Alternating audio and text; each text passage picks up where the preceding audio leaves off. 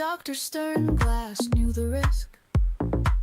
A silent war, invisible twist.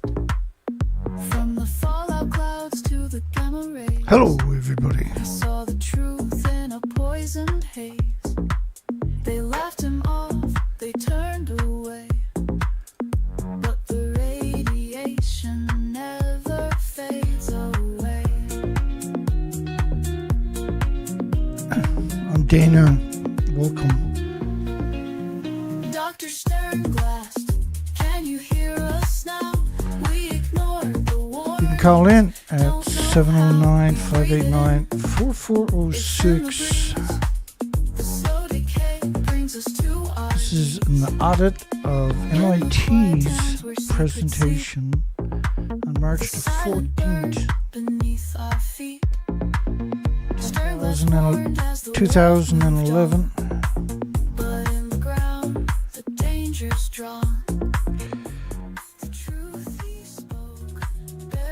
It's Dr. Sternglass song. You'll find that at James Lucid's site here on YouTube. Alright, so we're going to do an audit. Now, I done this 12 years ago. Unfortunately, YouTube seemed fit to take it down, my site down, 25,000 subscribers. When I was out on a research expedition looking for spiders 400 miles into the woods. Because of Fukushima.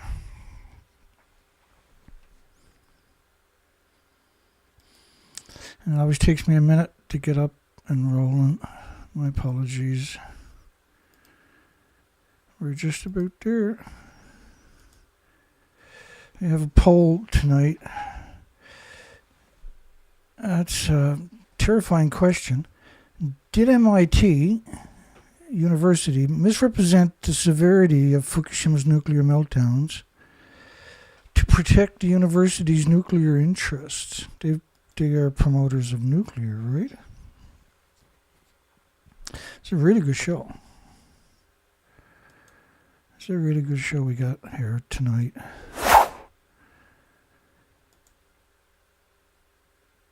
And you can see the professors. Now, I forgot to put tag them in the description. And Dr. Jacqueline Yance, she came in on a phone call.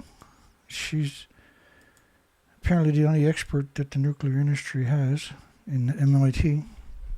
They had to bring her in from far, far away, but they had faculties and all kinds of alumni and students on site they could have used, and they didn't have to have a... Now, you know, this is 240 audio. I have to have the headphones on for this one. It's 240 video audio. The original link I put below didn't work. And I had downloaded the original video from their website, and that was what the link was to. I'm going to have to double check that to make sure that's accurate, but it's the way I remember it. And I went to their website, and you know how detailed I am. I'm never going to put a link that's not directly to the video. And so when I searched it, I couldn't find it with the link, and then I went to their YouTube and searched it and got lucky and found it.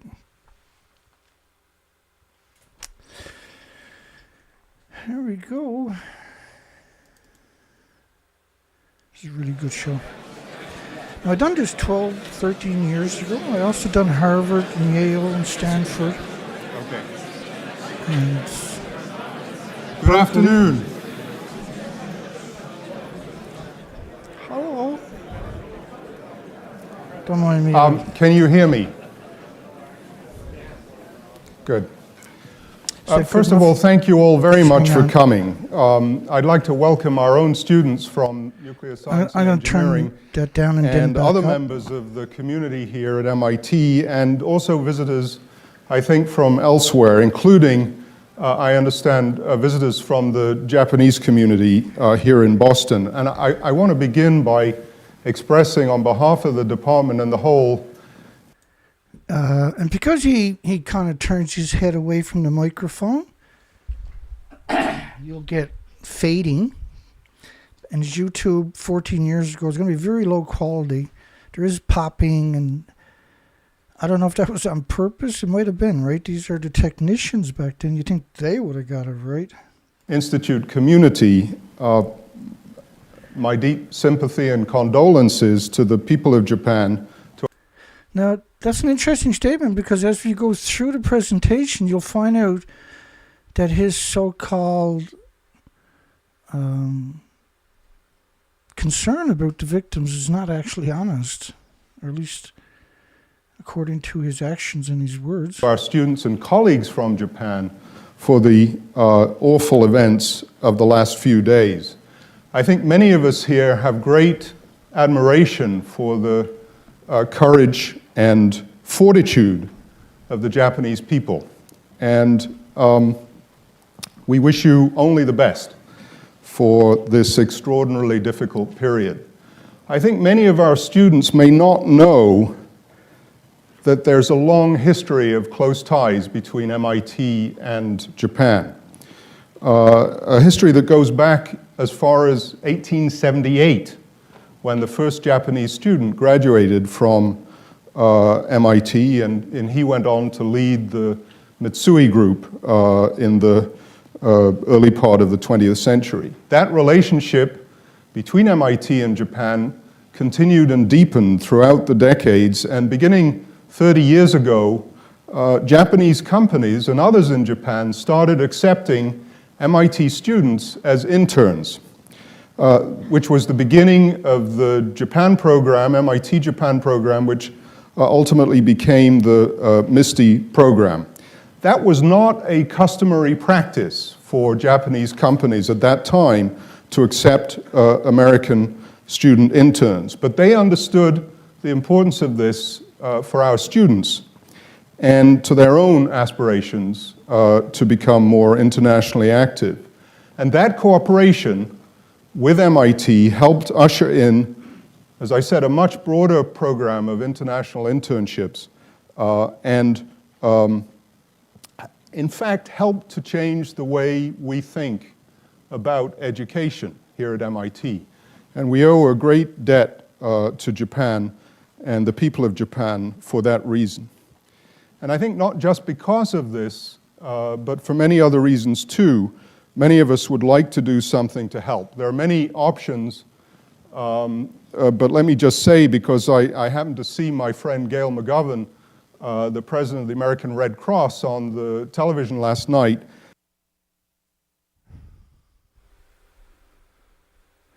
Just let me stop right there for 1 second. Now, I'm going to have to chop the video as we're going through this, so that I don't lose my spot on the video. What I mean by that is, as we go through sections of the video, we finish them sections. I'm going to stop, chop it, and remove the previous section away from it, so we can find our way back to where we left off each time. Now, I want to remind you, they're the experts on all kinds of technology, but the audio is horrific. At points, it don't even sound like any of the microphones are working. And this is MIT. If they don't get it right, then what's the point? And my audio here is going to be turned off while he's talking. And we're going to go through the whole thing. So it's going to take a while. Not forever, but it's going to, we're just going to go through the whole thing, so nobody can say I hid this or I hid that. Here we go. She said that if you text Red Cross to 90999, it automatically donates $10. So some of us might want to do that a couple of times. Now, let me tell you a little bit about what we'd like to do this afternoon. It's really a simple goal.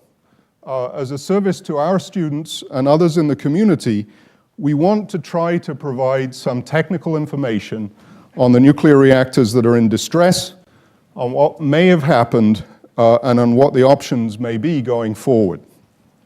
Obviously, this is an ongoing situation. There's a limited information, there are many uncertainties, and we're in uncharted territory in many respects. And so what's said here is, by definition, going to be incomplete. And some of the information we provide will have considerably larger error bars than our students have a right to expect in the classroom. But our judgment was that despite these limitations, it still made sense to go ahead and have this discussion. We'll see if we were right. I want to introduce our panelists. Let me just say, we'll go in the order that they will talk. Mujib Kazemi, who's second from the left there, is director of the Center for Advanced Nuclear Energy Systems in the department. He is also the TEPCO Professor of Nuclear Science and Engineering.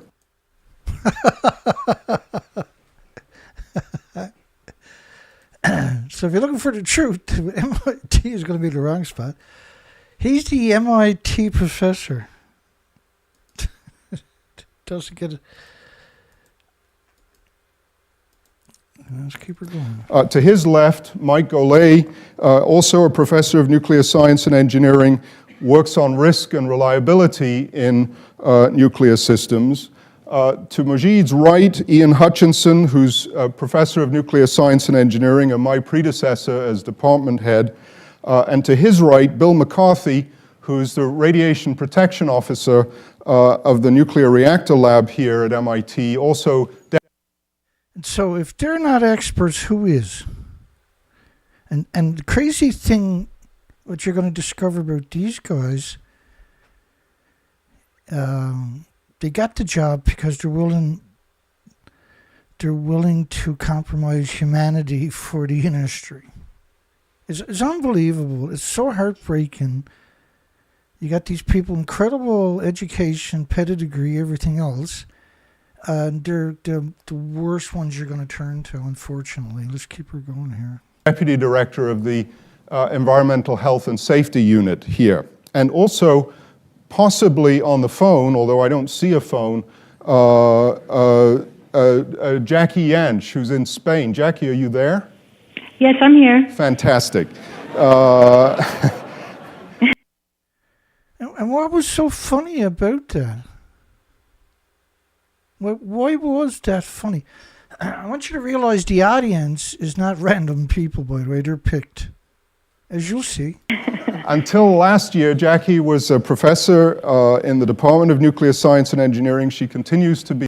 But why would you need to drag her in on the telephone, which gets really bad later, when you had those other experts there?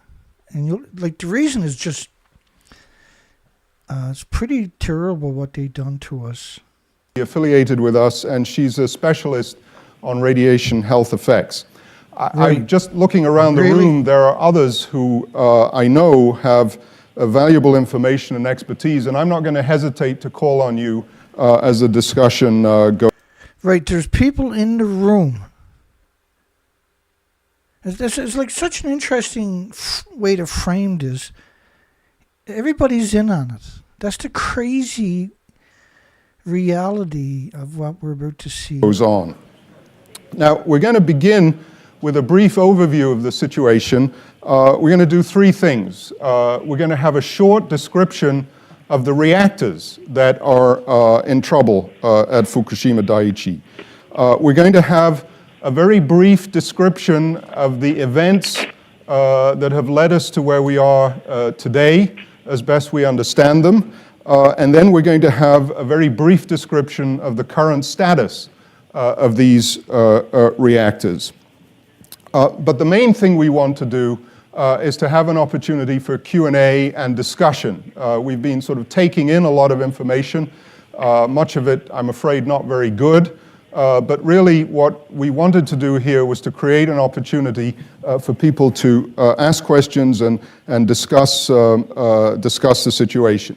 The only ground rules that I'd like to impose here are that we will really focus primarily on the technical issues here, the issues that are concerned with the status and future of these reactors. There may be an interest, I think there probably will be an interest on the part of some in what this means for the future of nuclear power.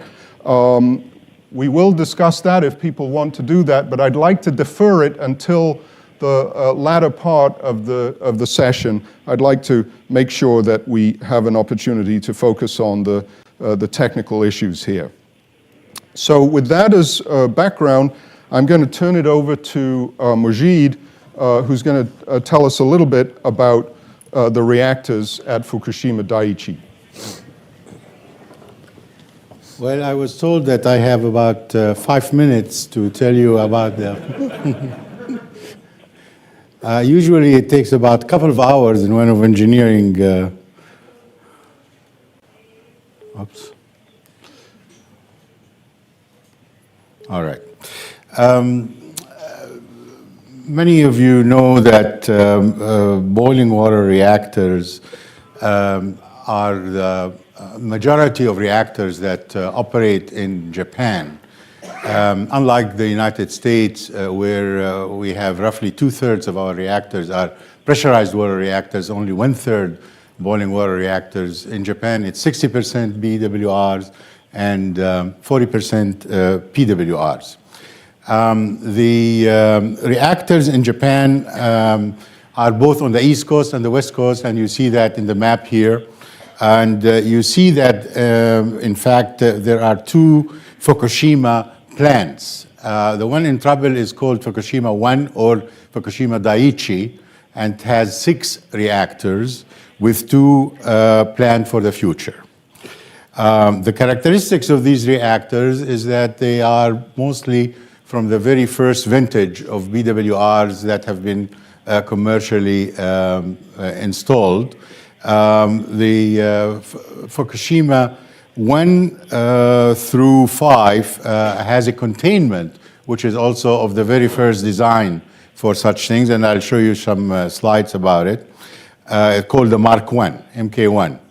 And they range in power from 500 megawatts, which is the first one, to about 800 megawatts for the 5th one. And then the latest addition, which is 6, went up to about 1100 megawatts.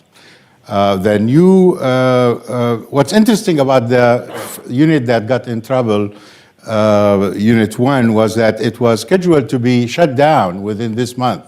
So the time lost, wasn't that much if you think about it this way, although with much trouble they're trying to stabilize the decay heat removal. All right, so he said Unit 1, this is on the 14th. It just framed a narrative, this guy in particular. It just framed a narrative as if nothing else was a big deal. So reactor 1 had blown up, detonated. The fuel pools that had 8 reactor cores in them, because they don't have a repository, right? And there's old buildings. Well, nobody has a repository. But that particular design kept the reactor cores at the top of the buildings. But this happened the day before. Reactor 3, the so-called Medusa, the plutonium oxide reactor. Now, normally, heat is removed by circulation of water. Let's see, which one should I point to? Maybe this one. Right, and it's dependent on external power to do that. And the generators won't do it, but the generators weren't working anyway. What is the difference between the PWRs and BWRs is that steam is formed within the vessel, which has the nuclear fuel that's called the core here. So that, roughly speaking, about 1 unit out of 6 out of the coolant that is circulating would turn into steam, which then is dried and sent to the turbine. The other 5 units of the 6 will be circulating within the vessel mostly, although there is a small part that is circulating also outside the vessel with the help of these pumps. No, I'm not sure if he's talking about that current moment, because the whole coastline was ripped away. There was no infrastructure, no external power. They had no power to the site. A tsunami had ran through the site a couple of days before. There was nothing functional there. So PWRs have a lot of water besides what's being turned into steam to power the turbines, and that's one of the good things about them. Typically, control rods are inserted from the bottom in these BWRs, not from the top, because the top has all these other gadgets to dry the steam and remove the water from it. In routine operation, the steam would go into a turbine, then will get condensed and will be returned into the upper portion of the boiling water reactor, and will then join the recirculating water within the vessel to form the total coolant flow. When it is shut down, the BWR has a different circuit to remove the heat, because there is decay heat that's generated in the core, and this additional circuit has a smaller pump, and it usually could be powered by AC power from the grid, or diesel generators if needed to be, to support. Right, don't forget, none of that, I don't know why he's bothering telling anybody that. He's explaining how they work too, right? But the tsunami has ran through. So there is no external power. You have to have circulation in the reactor core all the time, every second, or the pressure builds, right? These are 1,000 pounds per square inch. So the pressure starts going up immediately and significantly. These reactors are pretty old, and so they're brittle from neutron bombardments. There's no telephone poles left standing. There is no infrastructure. And Medusa blew up right alongside, right in the middle of those 4 reactors, 1, 2, 3, and 4. Reactor 4 blew up that day, as they're going to acknowledge, in a way. But once that happened, and the same thing for number 1, once that happens, you can't physically go back in there because it melts your organs, right? That's so important.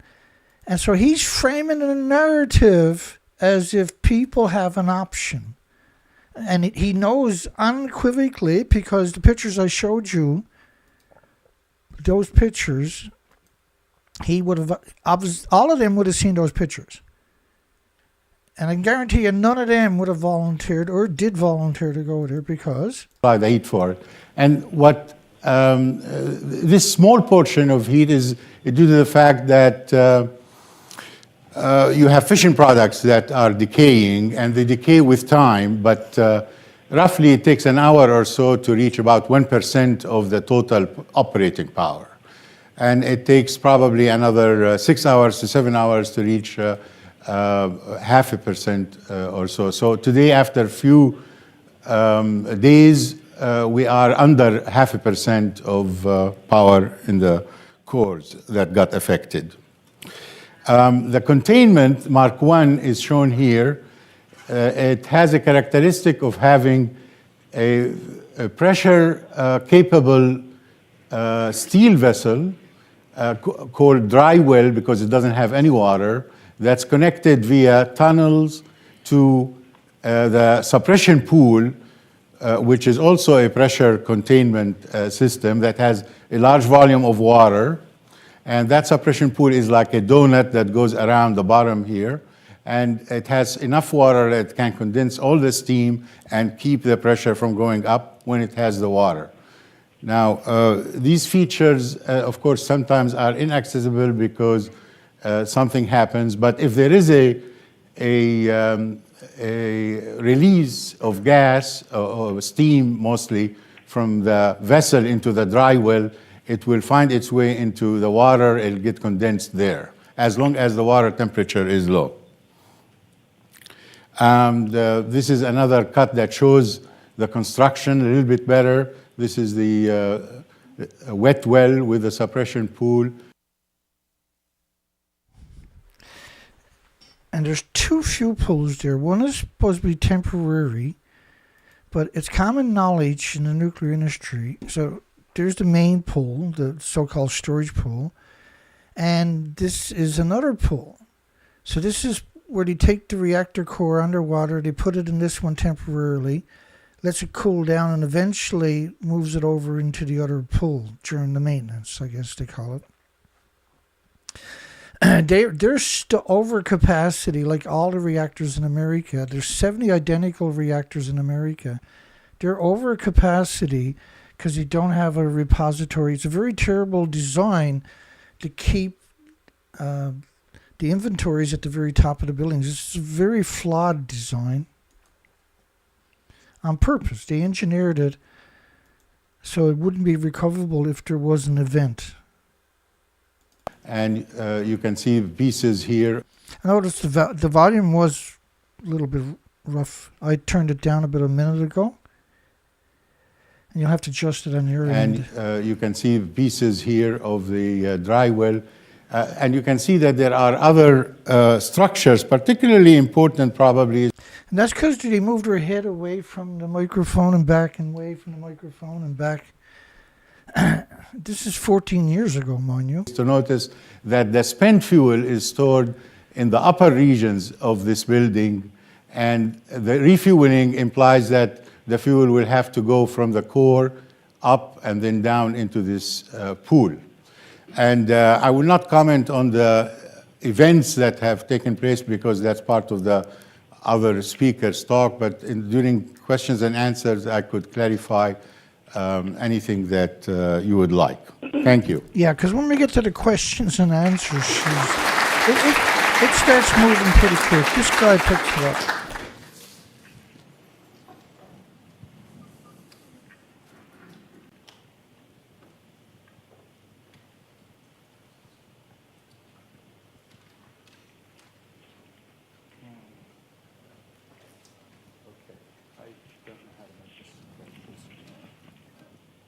You don't know. Can you make it go full screen? Okay, hello. My name's Ian Hutchinson. I have a personal investment in following the events that have been going on in Japan because my daughter-in-law and her family are from the Tohoku region of Japan. I'm pleased to say they're all safe. But it's naturally something that's exercised my mind. So I've been following the timeline of events, and my job is to try to outline what we know, and perhaps some of the things that we speculate have been going on at the reactor. And that's what I'm going to try to do. Again, I want to emphasize that these are subject to major uncertainties. We're piecing together the information as it comes out. Quite a lot has been released, but quite a lot is unknown. Live in my place. So, excuse me.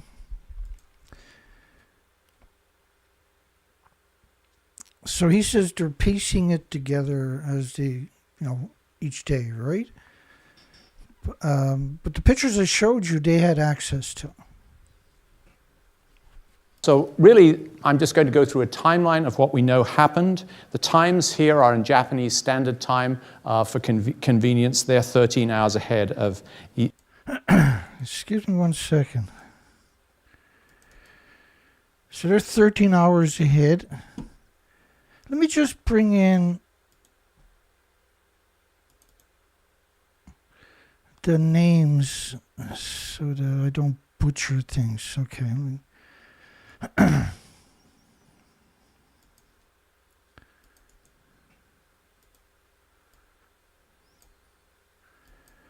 So his name is Ian Hutchinson. Eastern Summertime, this should say. We all know, of course, that there was an earthquake. It was an earthquake much larger than was expected. That earthquake and the tremors that accompanied it automatically triggered the reactors 1, 2, 3 to shut down. And they did so, so far as we know, on an automatic basis successfully. Reactors 4, 5, and 6 at the Fukushima 1 plant were not in operation. They were in routine maintenance, and so they did not have power. At that same time, the plant was cut off from the grid, so it had no external power. And to the best of our knowledge, the backup generators, which are routinely held ready in these plants started. But something like an hour later, the tsunami hit. And it was the tsunami which did the most serious damage both to the plant and to the surrounding countryside and infrastructure. And in particular, it knocked out those multiple backup generators and indeed the connections to the pumps.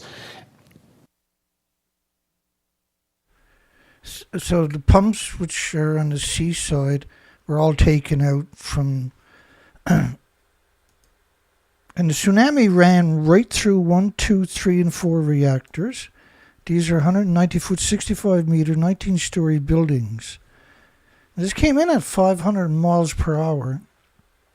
It also ran through the common spent fuel pool, which was right behind Reactor 4. Now, he's going to acknowledge Reactor 4 detonated, caught fire, rather. He's very careful in framing this. In italics, I've put in my sort of commentary. As Mujid explained, the fission reactions are shut down once the reactors scram. That's what happened when they automatically shut down. But the afterheat, which comes from fission reactor products, is still continuing, and it requires continued cooling and circulation. But of course, at that time, once the tsunami had hit, there was no power for it at the site, and the country was devastated, so it was very hard to access the plant. In fact, there was some coolant circulation which continued at Reactor 2, as far as we know, on battery power, but it didn't continue at Reactors 1 and 3. Every time I hear the word, you talk about the batteries... remember, they had a tsunami, ran right through this place. There is no functional power on the site. There is nothing functional. Batteries, no batteries. There's nothing functional. There's no connections to anything. Everything is completely, and I can walk you through an absurd amount of documentation, but this is the kind of damage we're talking about from the tsunami.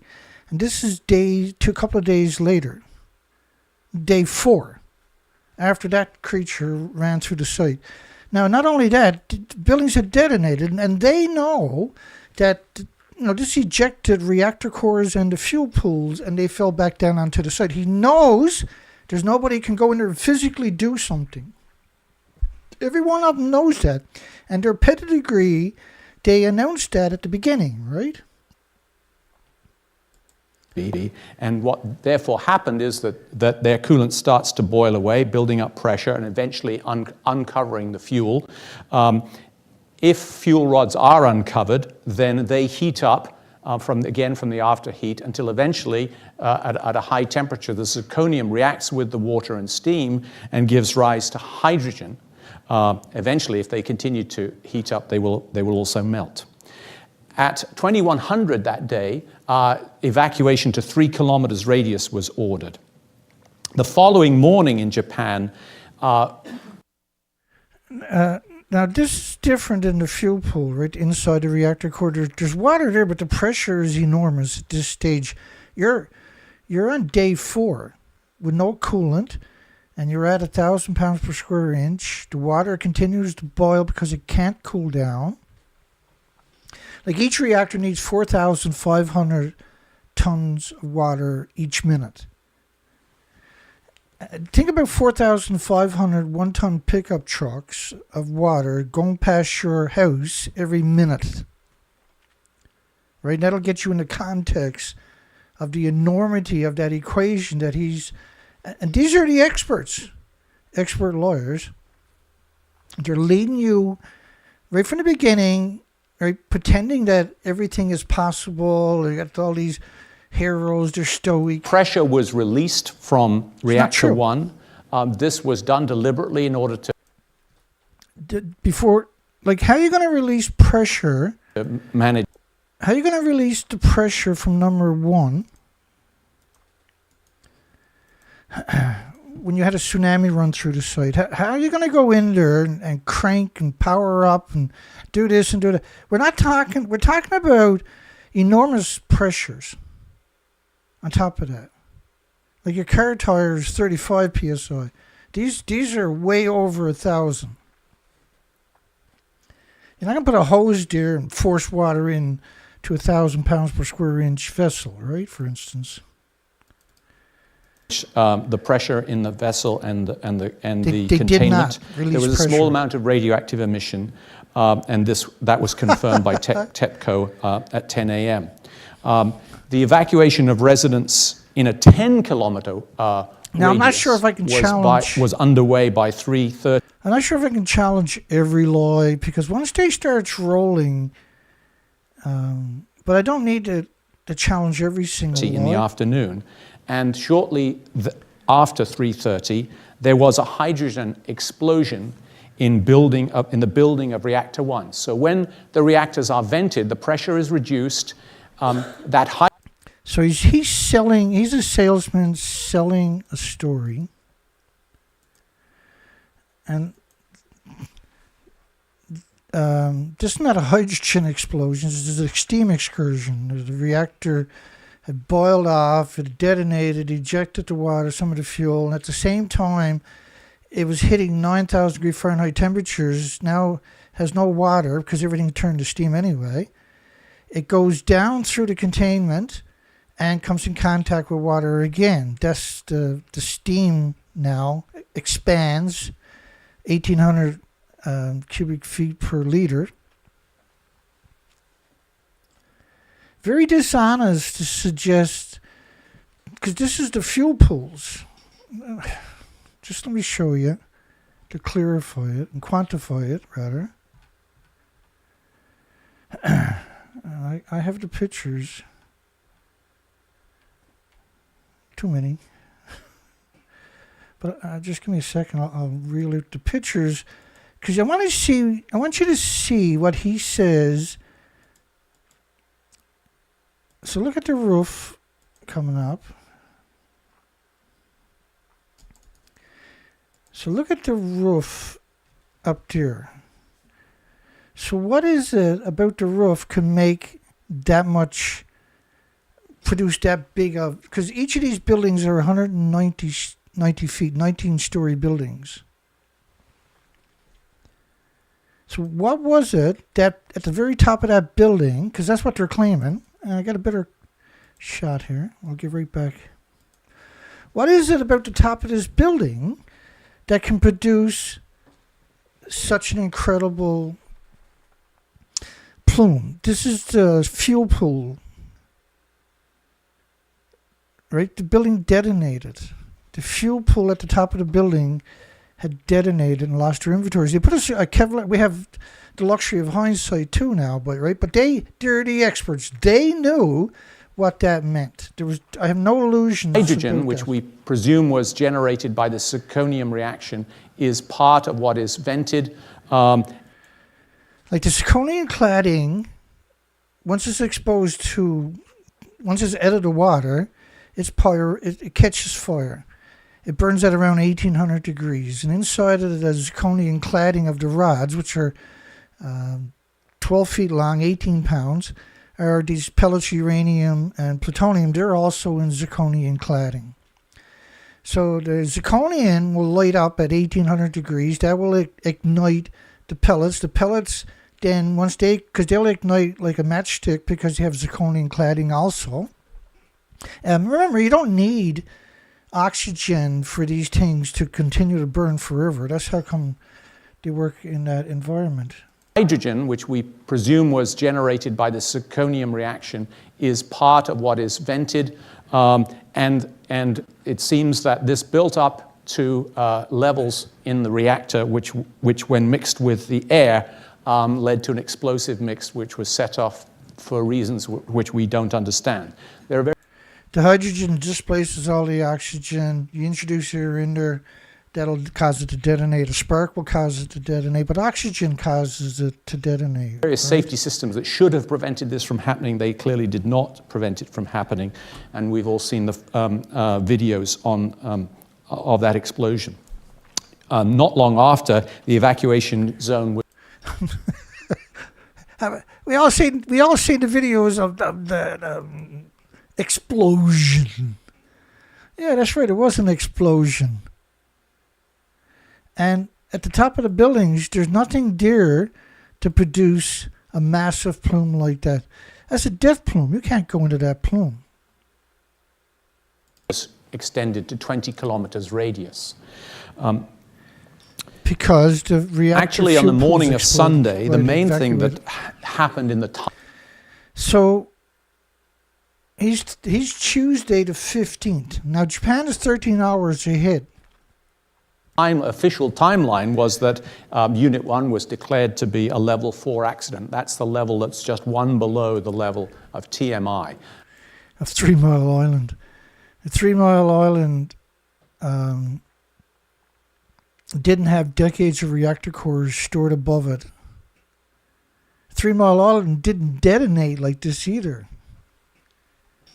Very dishonest, and he knows it, and he would have articulated if he wasn't. Since then, the soulless seriousness of the creature that accident he has is. progressed substantially.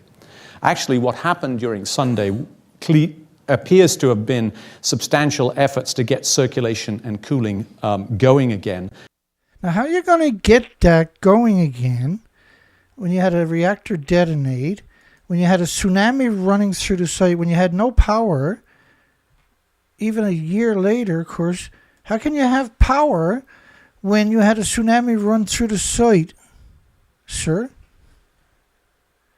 Because this was going out on, all the media was watching this, and they were just regurgitating whatever points they wanted. But these were propaganda insufficient, and it machine. was decided to pump in borated seawater. How are you going to pump in borated seawater when you had a tsunami run through the site? You had detonations, and reactor 3 had detonated. Reactor 4 had also detonated. And on the 15th, this is the picture he would have had on the 15th. And they're telling the story as he showed you there for the 15th, right? To flood the primary dishonest. containment. You On couldn't Monday, you can't flood the containment. What are you talking about? They're lethal doses. Once reactor 1 blew up, you don't get back into those reactors. I apologize, I'm a bit loud a bit. It's completely dishonest, every facet of his construct. at 11 a.m., so this is now on the third day, there was a hydrogen explosion of building of reactor 3, which we understand was a consequence again of a controlled vent of the hydrogen. A control vent of the hydrogen. Just bear with me. Again, I don't want to try to challenge every lie. I don't think we'll ever get through the video, will we? We might. Who knows? We'll see. We'll keep her going. Well, that's the detonation, and that's what was left. There was nothing left. And not only that, like clearly you ejected the reactor core and the fuel pool right out of the building. Where do you think that's going to come back down and land to? Such a dishonest, such a deceptive and deceitful thing to do. But that's the university. They're trying to protect their assets, and they're the university. They're supposed to be somebody we covet, not somebody we fear. From that reactor. And 11 somebody people you were should fear. reported injured. But like reactor number 1, there was apparently no breach of the containment. The containment is that region that Mushi. No breach of the containment, really. You see in the video, you're the experts. You showed us the pedigree at the beginning. They're top of the, they're the best of the best. And they're from MIT on top of that. They're the best of the best. The containment, by the way, and the fuel pools were at the top of the building. There is no top to the building. That was the original footage. There is no top to the building, see? That's reactor 3. Showed you, which is intended to prevent release of radioactive material in times of accident or difficulty. Completely, like, whoever's trying to learn this, you can't have a conversation or a debate with them because they're going to... This is for the media, right? That's what this particular narrative was for. This was the propaganda, the official propaganda. In the meantime, reactor 2, which had up until that stage been cooled or at some level. No, you couldn't cool it, not even at some level. You had reactors, on one side of a reactor, on one side of it you had reactor 1 detonate, on the other side of reactor 2 was reactor 3 detonated. So you got 2 reactors, actual meltdowns, with 8 reactor cores at the top of each of the buildings, according to Frank von Hippel. This is where they stored the decades of reactor cores, and it could have been more.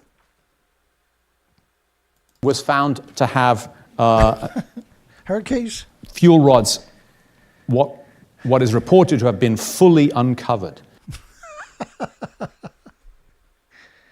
Which meant just meltdown right away. And reactor 2 burnt constantly for days. Right? It did detonate. It blew one of the massive panels out of this 190-foot, 65-meter, 19-story building out. So reactor 2 no longer had successful cooling, and that it began to experience. It never had any cooling, right? These are the experts, and everything I'm telling you, they knew. Everything I'm telling you, they knew. They knew the tsunami came right through the site. They knew the carnage that was on the site. This is no different than the site. Like this, they had multiple tsunamis coming in at 500 miles per hour. Another one on top of that, 500 miles per hour. Another one on top of that. And when if you go through my presentations, my playlist, you'll see a 6-video series on pictures that was released from TEPCO and I put the links there so you can go to TEPCO's website and download them yourselves. There was nothing on this site functional, but you had detonations and meltdowns, and the reactor 2 he's talking about, on one side was reactor 3, on the other side is reactor 1. They both lost their entire inventories. You're talking about 18 reactor cores at the top of these buildings. These difficulties, and they quite soon began to inject seawater, borated seawater. How are you going to inject seawater? Because by that date, the temperature is going to be 16, 18, 1900 pounds per square inch. Because you got no cooling, the pressure is going to rise. It's so dishonest. It's just heartbreaking that we don't have any major shakers and movers that we can trust or should trust under any circumstances when we see that they're capable of doing stuff like this. In fact, it seems like they got water in and then it came out. How are you going to put pressure in 1800 psi? Forget the tsunami, forget the 2 detonations, nuclear meltdowns on each side of it, multiple reactor cores. How are you going to force pressure? It doesn't matter how stoic it is, your organs melt and you die. Again, it's been attributed This is to why we can't various have anything different on this planet. problems. The most plausible is something about faulty valves, but you may have heard of people talking about fire engines running out of fuel and so forth. The information coming out about that is somewhat garbled, and we don't really know exactly what happened at this stage. Yeah, you do. You're MIT. You had the same documentation as I got. You had more access than I did. You got TEPCO cheerleading lapdogs sitting on the stage alongside At you. 6:14 a.m. on Tuesday, that's today, of course, but since they're 13 hours ahead of us, that was quite a while ago now, there was a third explosion. This was in reactor 2. This was inside, as far as we can tell, inside or near the containment. And As far as we can tell. Like, instead of saying we don't know because reactor 1 detonated on one side, reactor 3 detonated on the other side, it's no man's land. The whole friggin' site. And it seems that the pressure suppression system was damaged at that time, and as a result, the containment was breached. It's unknown how great that containment breach is, but it's a very bad thing because it means that there's a much greater very bad. opportunity for the escape of radioactive material. Until that time, the radiation releases had been quite modest. You gotta give him credit though. He's got balls. If you're gonna be a scumbag, might as well go big. There were some releases, was it? It wasn't very much, was it? Reactor 1 on one side of Reactor 2, Reactor 3 on the other side. I mean, you ejected the reactor core and the fuel pools right out of the building. Right out of the building. There wasn't a single person at MIT in the nuclear industry that didn't look at that and say the exact same thing. Not him, not anybody else on that stage, not anybody in the audience. He's definitely entertaining, though, with the well-constructed lie. It's very hard to know the exact level of radiation, but one report... I mean, what part about that is confusing the MIT scientists? Why is it a nuclear scientist looks at that and like, oh, I don't know, looks pretty good to me. Should we be allowed to get their DNA to check and see if they're actual humans? Should they be sterilized so they can't have children? It's very hard to know the exact level of radiation, but one report said that radiation... And imagine what they're doing to the kids that go to university. How sadistic the child is going to be when they got 4 years of this creature. ...at the plant reached 8 millisieverts per hour. 8 millisieverts.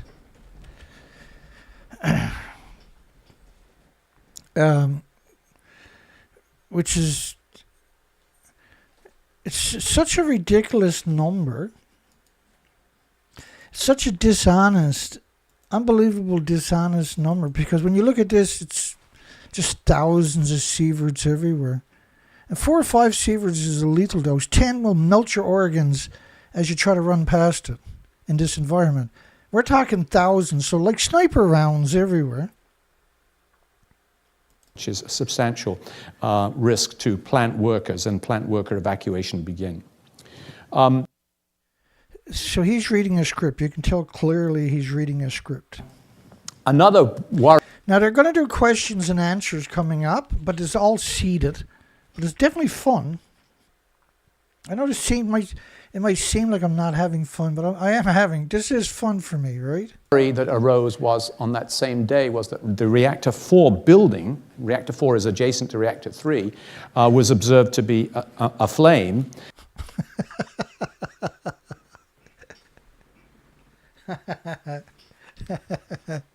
Some hard cases, aren't they?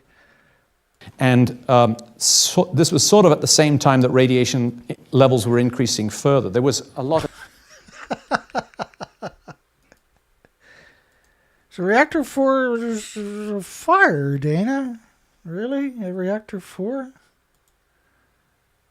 It looks like a fire to me, too. There's not an academic on the planet. Like, reactor 2 seems like it's intact, right? But it's all of these are completely gone. If any of them blows, you can't get near the rest of them. If they all go, how are you going to get in, like... A suspicion that this fire was in the spent fuel pool. However, since that time... And there is no video of reactor 4. We have a video of reactor 1, a video of reactor 3, but why don't we have a video of reactor 4? We know they have it. TEPCO has said that there was an oil leak in... TEPCO, of course, is not a decommission authority. They don't build reactors. It's right. This is why the industry shouldn't even exist, because they throw the blame on the corporation. The water pump, and that was what was the cause of the fire. So oil from the water pump? A suspicion that this fire was in the spent fuel pool. However, since that time, TEPCO has said that there was an oil leak in a water pump, and that was what was the cause of the fire. That's some statement, isn't it? Because you can kind of see reactor 4 at the very end up there. But you can definitely see it here. Let me get one more picture. from that moment in time.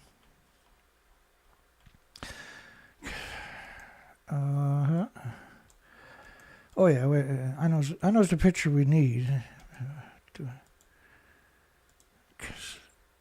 Here's another version, but we still need. There's one picture missing. My apologies. I smurfed that up that time. Let me get one more reactor 4 here from that moment, right? I might have to go.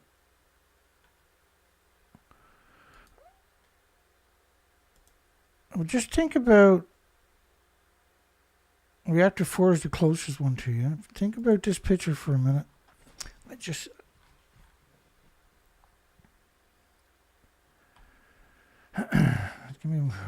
Let me get that picture.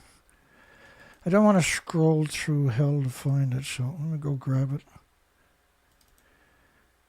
So now he's talking about 4 reactors on that day, right? So it's fair game. Now this is 2013 pictures you're looking at there in particular.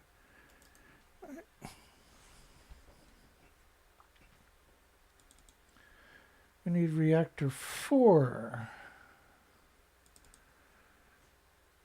The problem is we got too many pictures.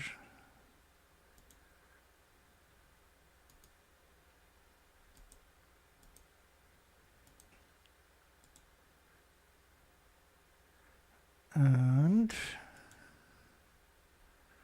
I was going to use that picture, but then I clicked it too quick. There we go. This is reactor 4, pretty grainy picture from back in the day. Give me one moment, I'll get something a bit more appropriate. I'm not used to looking for certain pictures.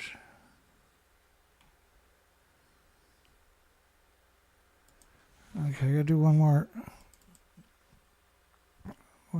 try. So there was nothing left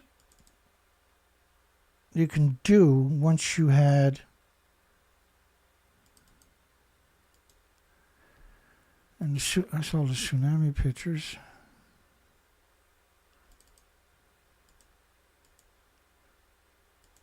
And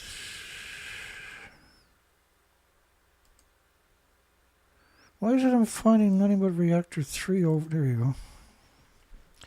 So there's reactor 4 up there. There's reactor 3, but this is 3 weeks later or something. So this towards me is the ocean. That's going east towards Russia, South Korea. There's reactor 4 up there. Now they had MIT, Harvard, Yale, Stanford, Berkeley all had the documentation that I'm showing you. A suspicion that this fire was in the spent fuel pool. However, since that time, TEPCO has said that there was an oil leak in a water pump and that was what was the cause of the fire. So they're letting TEPCO, they're refusing to acknowledge that they tell you they had explosions, but they don't give it the prominence it deserves. Reactor 3, reactor 4. Reactor 2 and reactor 4 to your left, right? So they went with TEPCO's narrative rather than, because clearly the fuel pool caught fire and was gone, and yet each fuel pool had 4 reactor cores. There's 2 fuel pools at the top of each of the buildings. At reactor building 4. By the way, these fuel pools are 30 feet deep. They're in the reactor buildings, but they're outside the containment. It's okay for their water to boil, but the elements must remain covered. If they uncover, they're likely to overheat. No, if you uncover the zirconium cladding, the zirconium is the same stuff they used to use in the cameras in the 20s and 30s. And it was inside a big glass reflector. And so they had a hammer come up and crack the glass. Oxygen rushes in. Zirconium will immediately catch fire. and then that'll cause a flash and they take their pictures. That's why I won't buy antiques anymore without a proper Geiger counter to check it. TEPCO says that the fire, or said on one occasion that the fire was extinguished at noon, so that's not very long after. IAEA says that they were informed that the fire was extinguished at 5 o'clock in the afternoon. So he's trying to bring in supporting documentation to justify not telling people that they had an event. And that law is still true today, right? That law is still true today, and I'll show you an example of that, where all the media is pretending they're in reactor 4. I'm not going to play the whole video, but... What I'm standing is on top of what used to be.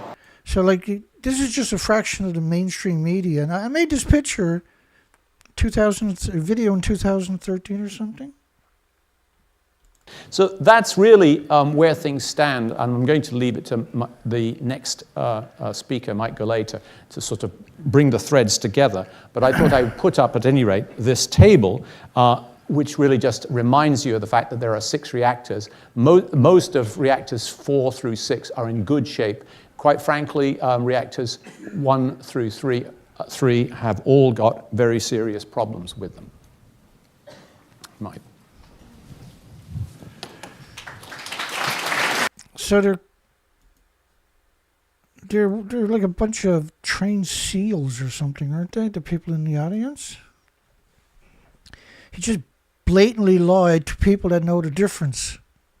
There was no objections. There was no corrections. The rest of the panel sat in silence and let him lie. The moderators don't exist. Ooh, ooh, ooh.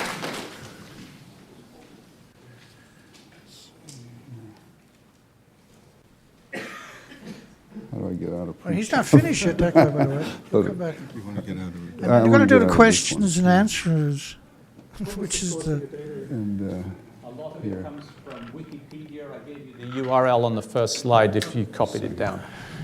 Wikipedia. There's been, of course, a lot of blogging. We've also had material from friends and colleagues around the world sending us announcements, releases from Friends and colleagues. From the NEI and so forth. I wonder who that is, TEPCO? What I mostly want to speak about is yeah. the aftermath and things that you might pay attention to in terms of what's coming up.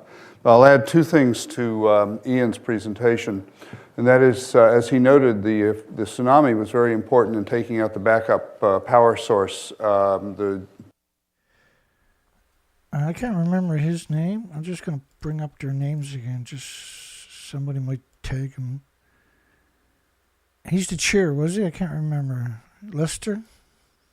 Diesel generators, and thereby contributing or creating a station blackout event, which, as he's already told you, is very serious. Another aspect of the tsunami was apparently there was flooding of switchgear connections, and so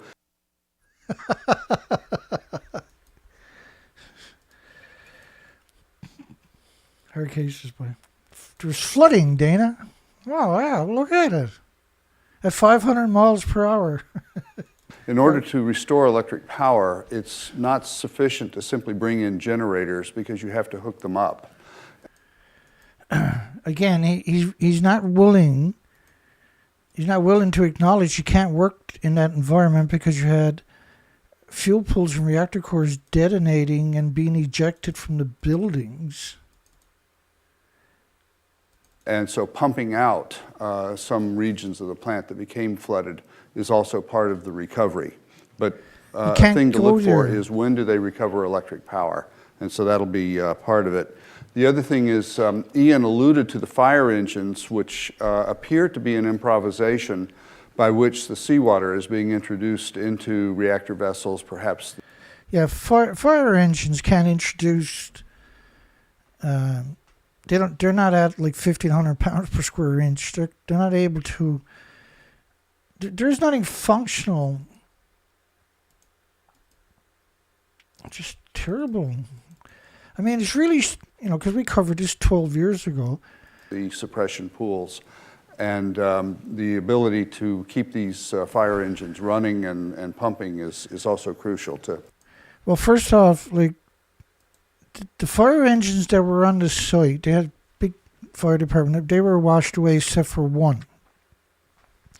You had to clean the debris to make a spot for the fire engines to work in an area where you have multiple nuclear meltdowns and reactor cores ejected all over the site from multiple buildings.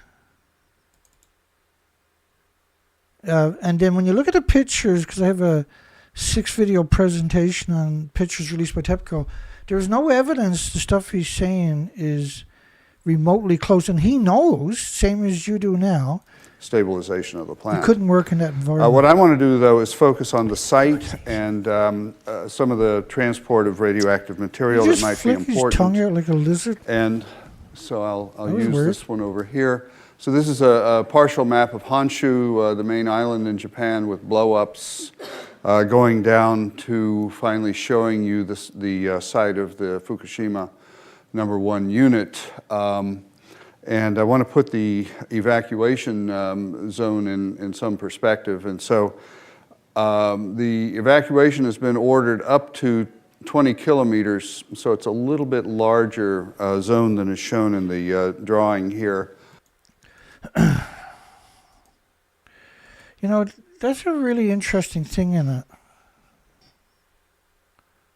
Just give me a second. Now clearly they knew the difference. Oh, they knew the difference. That's being... let me show you something.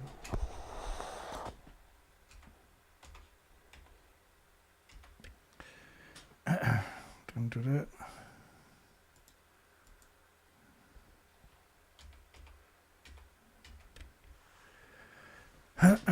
Bloop, bloop, bloop, bloop. I'll take a second. Well, a couple of seconds.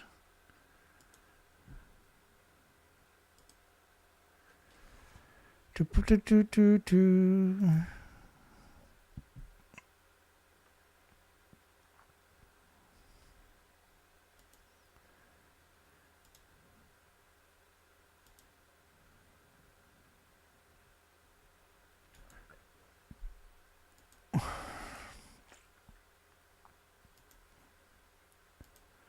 Let me do that one more time.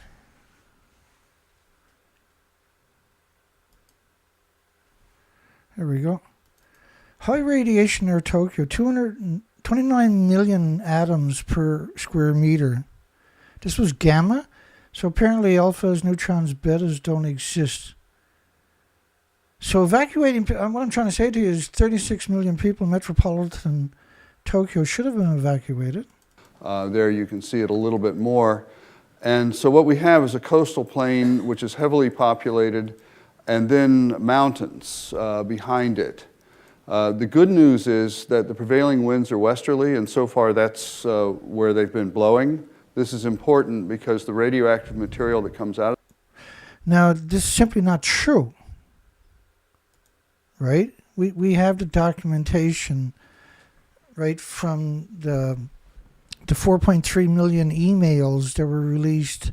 And you can download this stuff up at the Nuclear Regulatory Commission's website. There's links below my videos always to those emails. We've actually showed the wind, and we have the evidence too. I mean, the wind clearly blew to Tokyo. Right? Clearly it blew to Tokyo. There you can see it a little bit more. And so what we have is a coastal plain which is heavily populated, and then mountains behind it.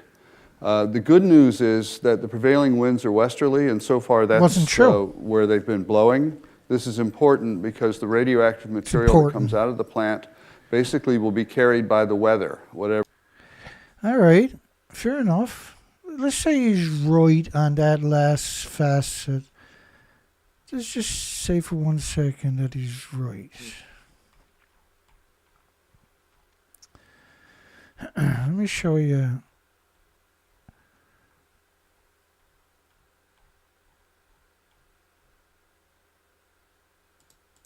And that's the problem, because I get upset over every lie. And it don't matter how long it takes me to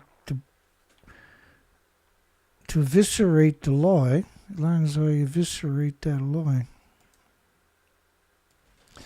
Yeah, let me do this again. I went left instead of right. Here we go. So this is the French government disposition of radioactive fallout based on 23 days. So saying the wind blows west or east or south or whatever doesn't matter, because after 23 days, the radiation covers the whole planet. This is the whole planet. This is planet Earth you're looking at. And just in Fukushima Prefecture, to keep you from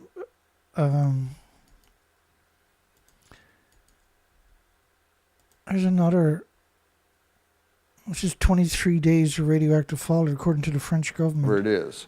As long as it's blowing out to sea.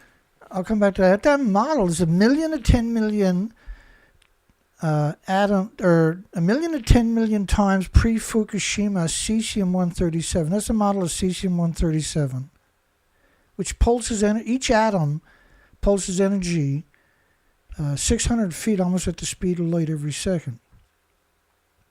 So if it was just a single element, it's full body X-rays anyway for every species on the planet post-Fukushima. Where it is. And as long as it's blowing out to sea, the health effects can be expected to be limited regardless of how large the radiation release is. So no matter how much gets out, because it's blown out to sea, there's no adverse side effects for health effects. But after 23 days, this is the plume.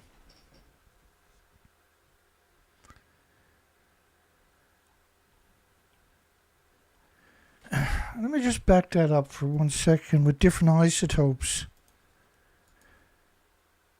Now, France wasn't suggesting this was what would happen. This was what they were quantifying.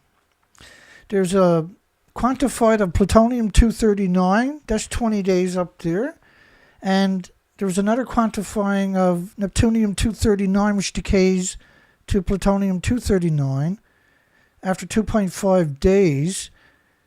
So after 25 days, everything is going to be, all of that becomes plutonium-239 with a 24,000-year half-life. There's 10 half-lives. The effects at the plant for the workers are a different story, but for the general population, that's what you would pay attention to. And then completely dishonest. I assume we'll have a website for this, and we'll put this in some of the towns nearby are noted.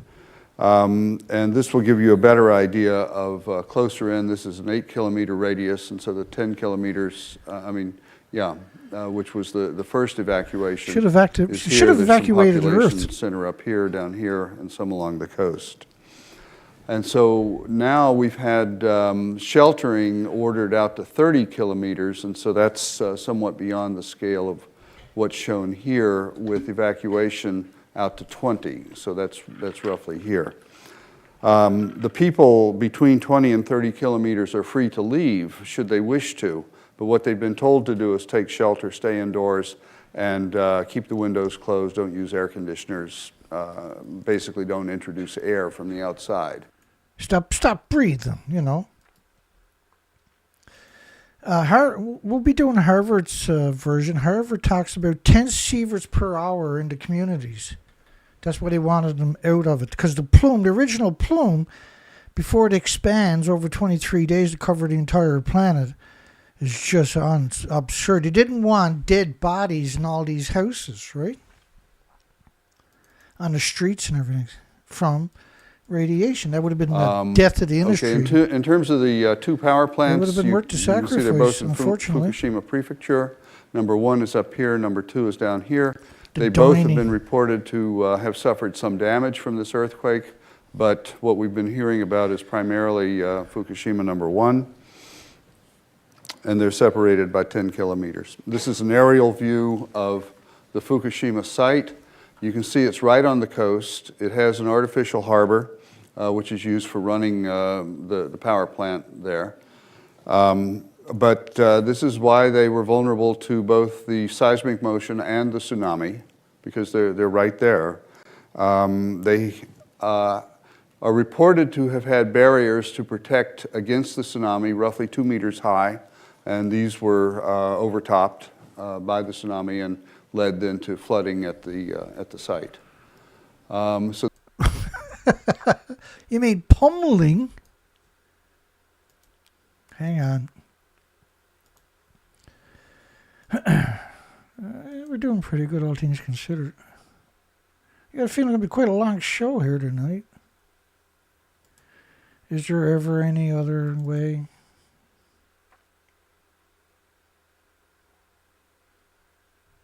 Well, we're challenging laws from professional lawyers, and so that's fun. That's always a bit of fun. I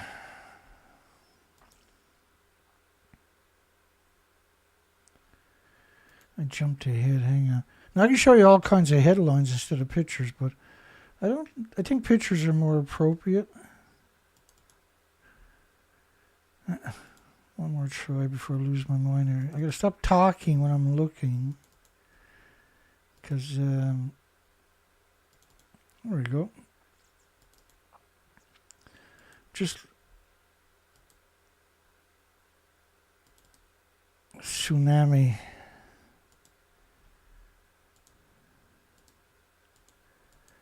I got a lot of pictures of the tsunami, so.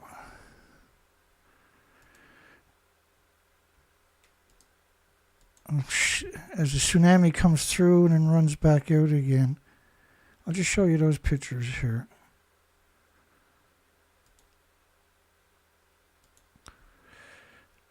I don't think I got them in order.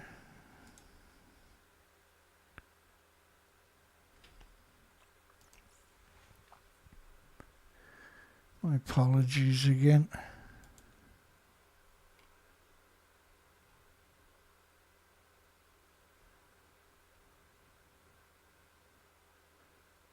I did have the pictures right there. Yeah, that'll work.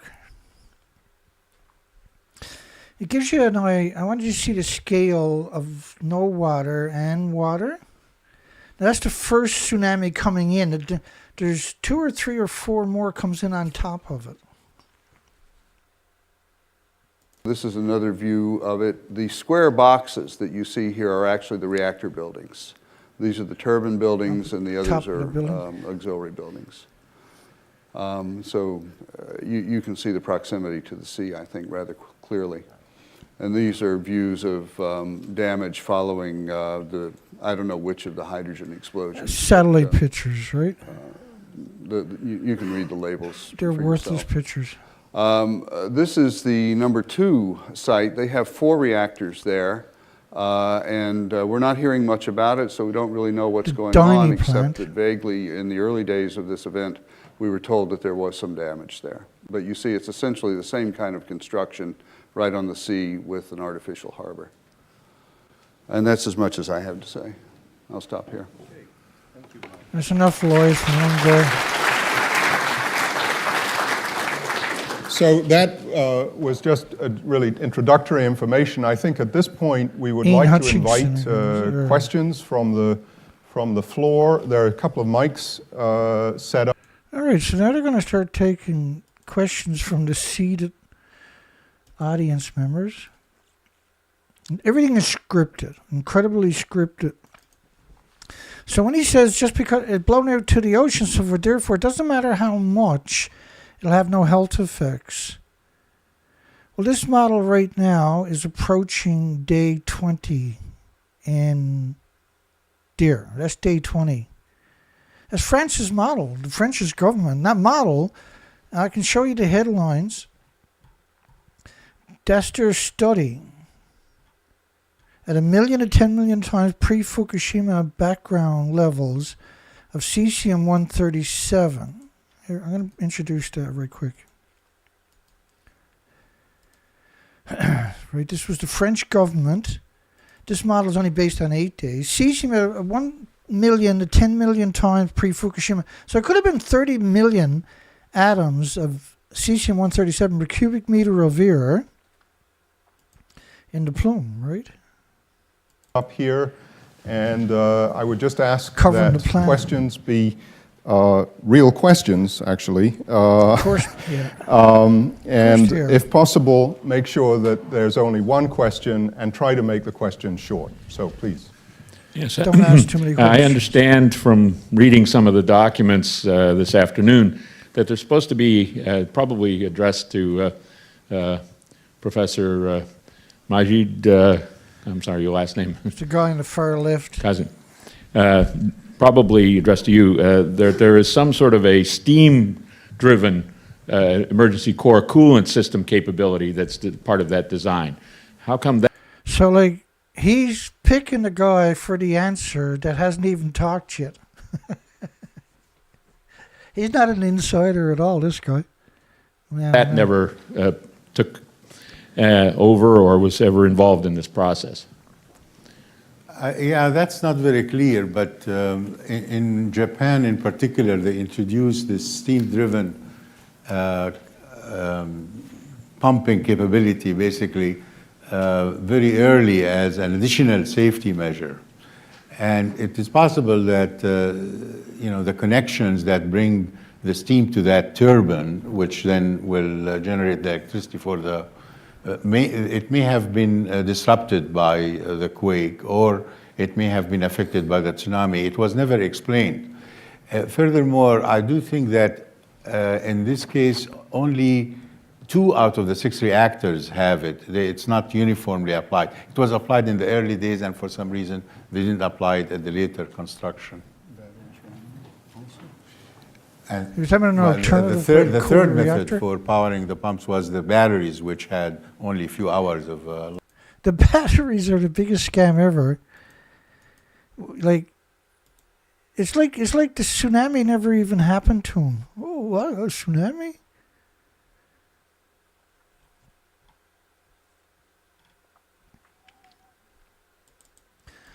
Pretending that never happened is convenient and dishonest. lifetime.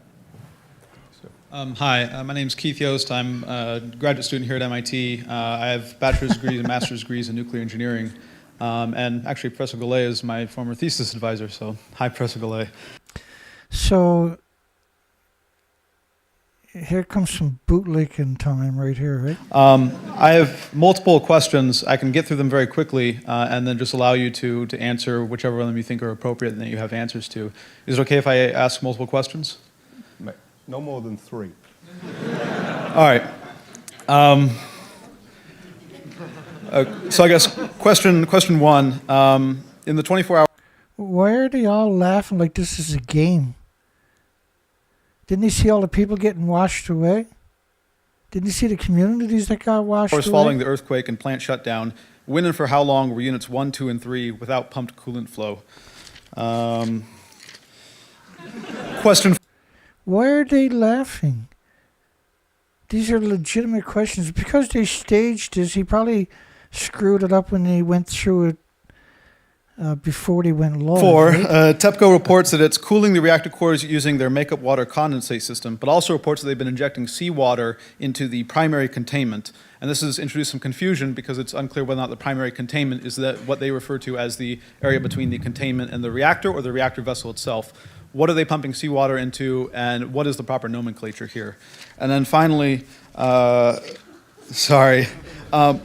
in your assessment is the current state of units 1, 2, and 3? Has the clad been damaged? Has the fuel been damaged? Is the reactor vessel intact? Is the containment intact? And are they being adequately cooled?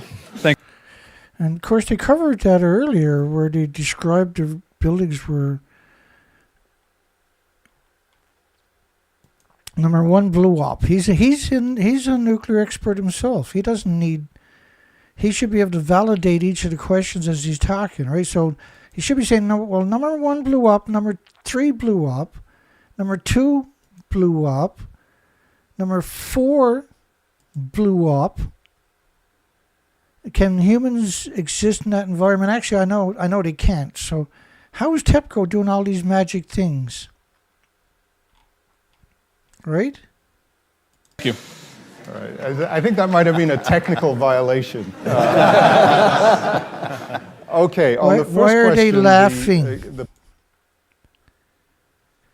They haven't even, like, there's all these people that are still missing. There's all these communities they still haven't reached.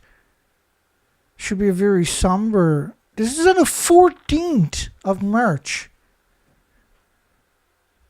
I wasn't laughing on the 14th of March about this. period for which the fuel appeared. How long has the fuel been uncovered? they're all I think in that's on your it, first see? question. The answer is we don't know how long they had no power. We have very little information about electrical powering to the site. Of course, they've been cut. Well, you didn't need information. You had the same pictures I showed that you've seen yourselves. Like they seen, there was endless videos of the tsunami tearing the coastline apart.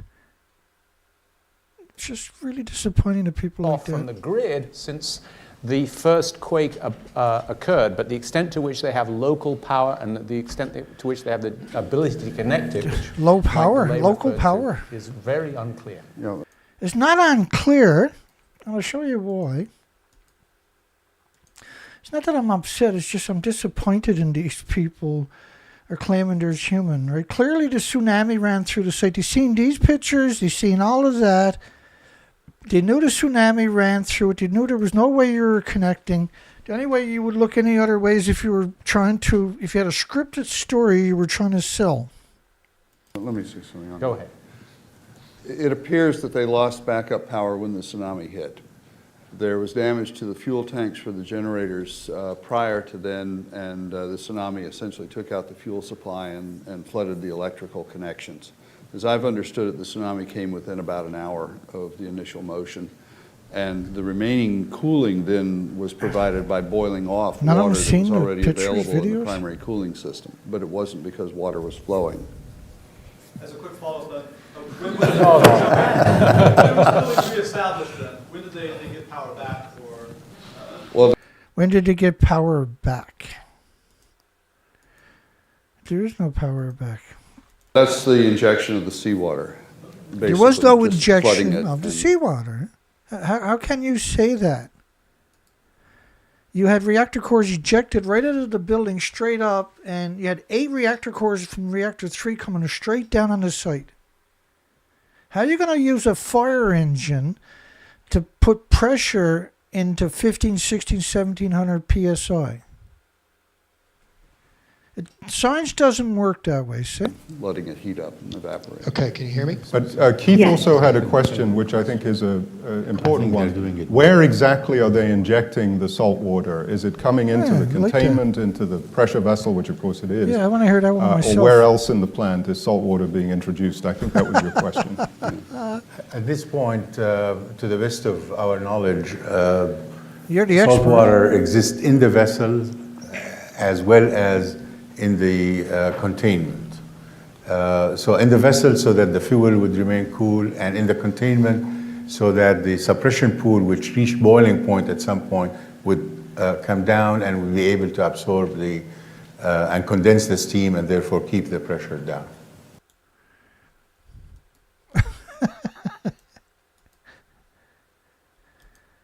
Of course, this is simply not true. Like, just, they all seen that picture. We all did, right? There is no containment, there is no pressure, there is no fuel pools with decades of reactor cores at reactor 3. It's the same for reactor 1. If just one of these buildings does that, you can't get near the site. How you gonna, like, it's a lethal dose looking at, if you're around the corner, you go peekaboo, you're getting a lethal dose. And this was, sorry. Where'd that picture go? There. And this was out there on the 15th, the same day they were doing the presentation. But they had, this is MIT. If MIT doesn't have, they're the experts. They're the schools of mass destruction is who they actually are, aren't they? I'd like to follow up Keith's question, if I can, with a question concerning the longer-term implications of having salt water both in the primary circuit and in the secondary or the primary containment. And there may be others here who might have comments on the longer-term materials implications of having salt water in these systems. But let's start with the panel. Mike. Basically, the plants that have the seawater in the primary coolant system are write-offs. They're gone. I think they're gone. Like, you can't put salt water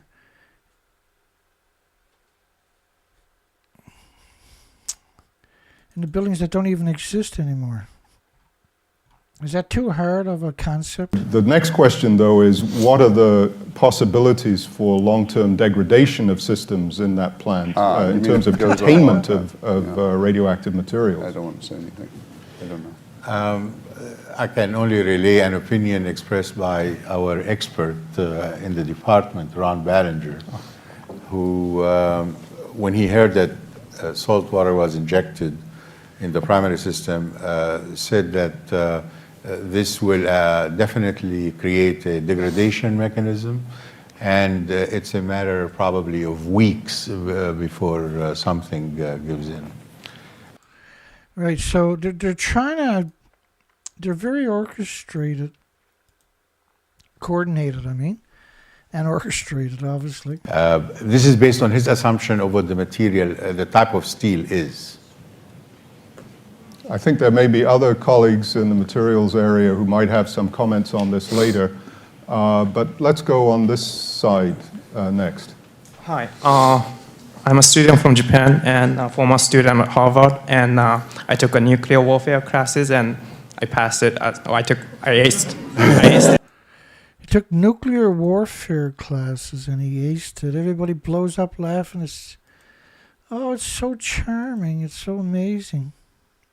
Yes, and I have some guys from Japan who wants to ask, what would be the worst case scenarios? It seems like those are the smoldering dirty bombs, and then size of. Do you have any conjecture as to what would be the sizes and the consequences of that, like several 18-wheelers, size of radioactive materials, or because TEPCO is not releasing any info, and then so. Okay, who wants to deal with that one? No, nobody wants to touch it. Let me There's 8 reactor cores at the top of each building. Right, there's 4 decades of reactor cores at the top of each of the buildings. And so when they detonated, like reactor 1 and reactor 3, right, these were clearly, you lost the inventories around 18, 18 counting the reactor cores were gone. First of all, what we already have is damaged fuel in these reactors. So there is a possibility of releases as long as the water level is not controlled and it comes down below the fuel damage. So there would be releases. Otherwise, the water... It's not releases, it's meltdowns. And it's just amazing how they acknowledge reactor 1 blew up. Right, they called it a hydrogen, but these are, he even called it an explosion, Ian did, right? I mean, like, there's no way that everybody in the audience and everybody on that stage is not aware of that picture. And that was a video, remember? Both of them were videos. It's a very good way to contain a lot of the fission products and keep them there. Now, if for some reason the pumping of water is lost for a long period of time. It's been lost for 4 days at this stage, right?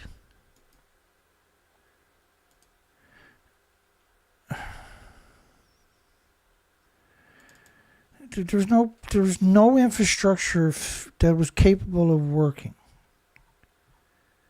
by the time they were set on the stage. Just for a short period of time. This would precipitate multiple days at that stage. Remember now, the fuel power is only at a fraction of a percent of the normal power, so it's not a fast process. And no, like, because it was only shut, the reactors went into scram for 40 or 50 minutes or something. That wasn't enough, right? Because it takes several days to get into cold shutdown under normal circumstances. And so you were at a very high percentage. He's saying less than 1% is completely dishonest. The molten fuel would be relocating downward. And most likely, if there is water in the system, it will be downward because the steam would go upward. So there will be a process by which there will be some relocation. And when the water is reached, there will be solidification again. So he's saying when it hits the water, it solidifies. Just for a short period of time.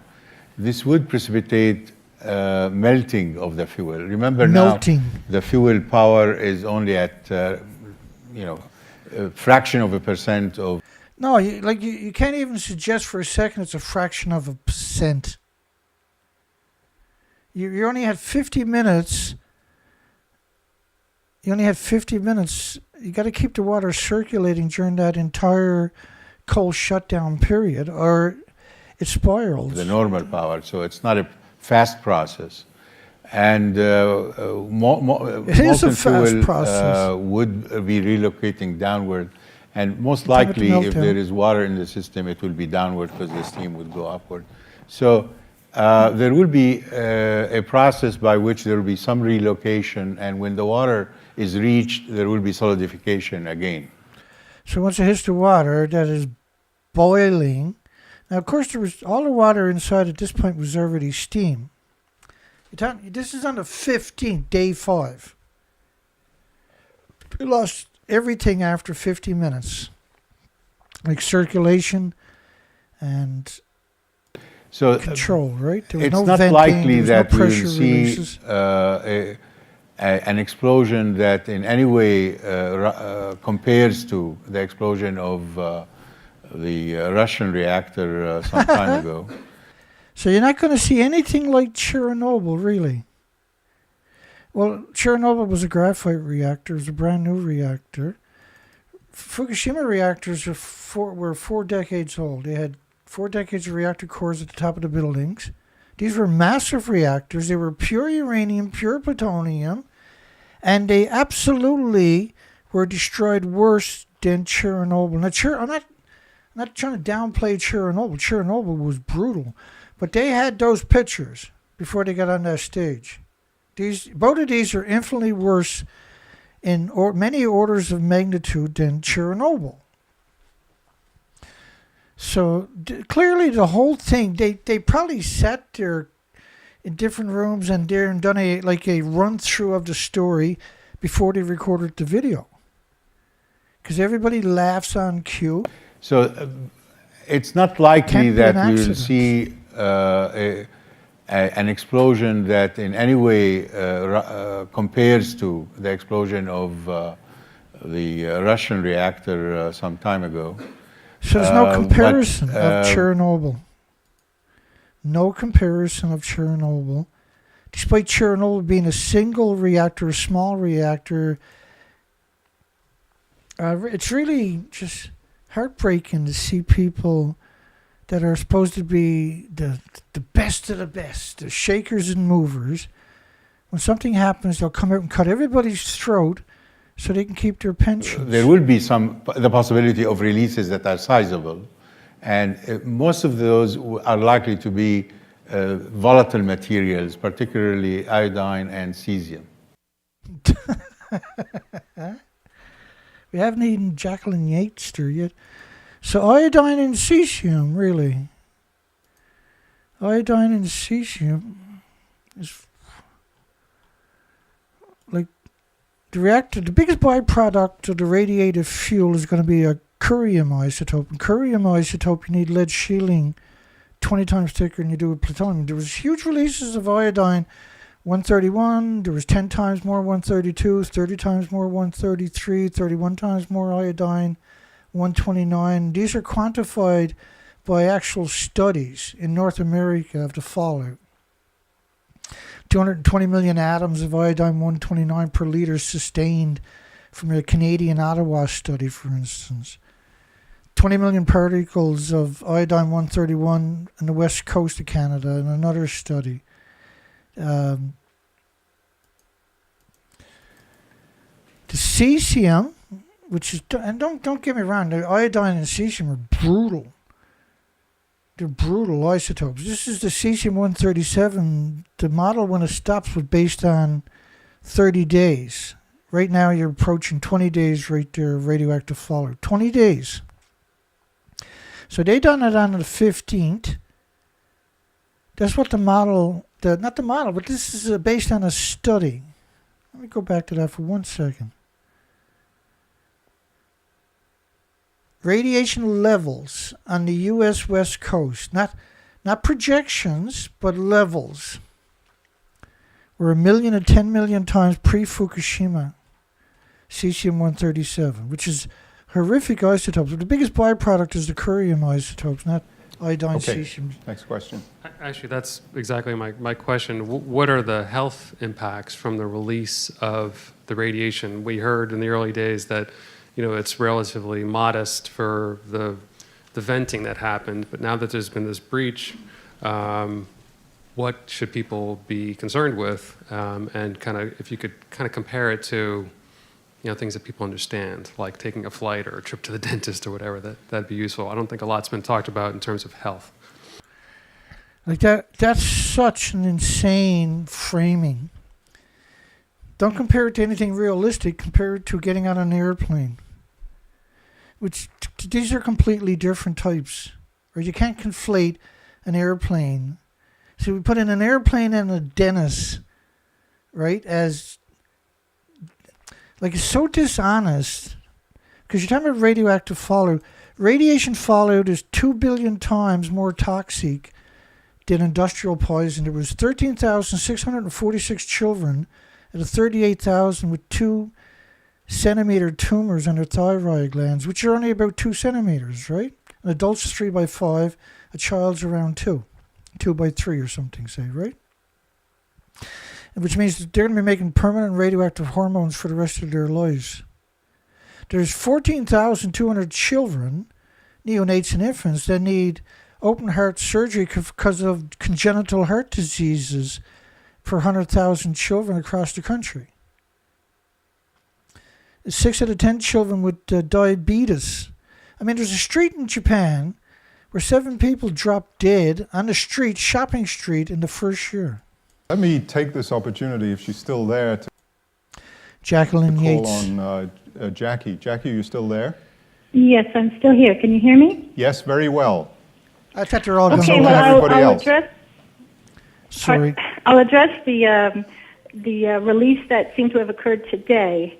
Earlier this morning, there seemed to have been a release at the plant. The dose rates inside the plant were quite high, but outside of the plant, and certainly a couple hundred kilometers away in some of the bigger cities, the dose rates were very low. For instance, in Tokyo, looking at some of the dose rates that are listed in news reports on the web, the dose rates were about 20 times background for a fairly... Like, background, when you talk about background, you're talking about weapons fallout. Don't worry, she'll get into the... short period of time in the morning, and then they dissipated quite quickly. How does radiation dissipate, turn to nothing? It's unbelievable. Other prefectures were measuring dose rates 30 to 40 times background. She should be equating it in physical atoms. Now, just for some perspective, as the questioner asked for, Japan has a background dose rate that's fairly similar to the dose rate in America. And at the dose rates they were measuring in Tokyo this morning, you'd have to experience those dose rates for a few days before you would have the same dose as a simple chest X-ray. So a chest X-ray is something you turn on, you turn off. this is radioactive fallout we're talking about. This is not like gamma shine from 240 kilometers away. This is actual radioactive fallout you're breathing in that is all around you, is pulsing energy almost at the speed of light. You have gammas, alphas, neutrons, and betas. They're pulsing energy. When they hit each other, they change direction because they don't mingle, creates these X-rays. So everybody was getting full body X-rays.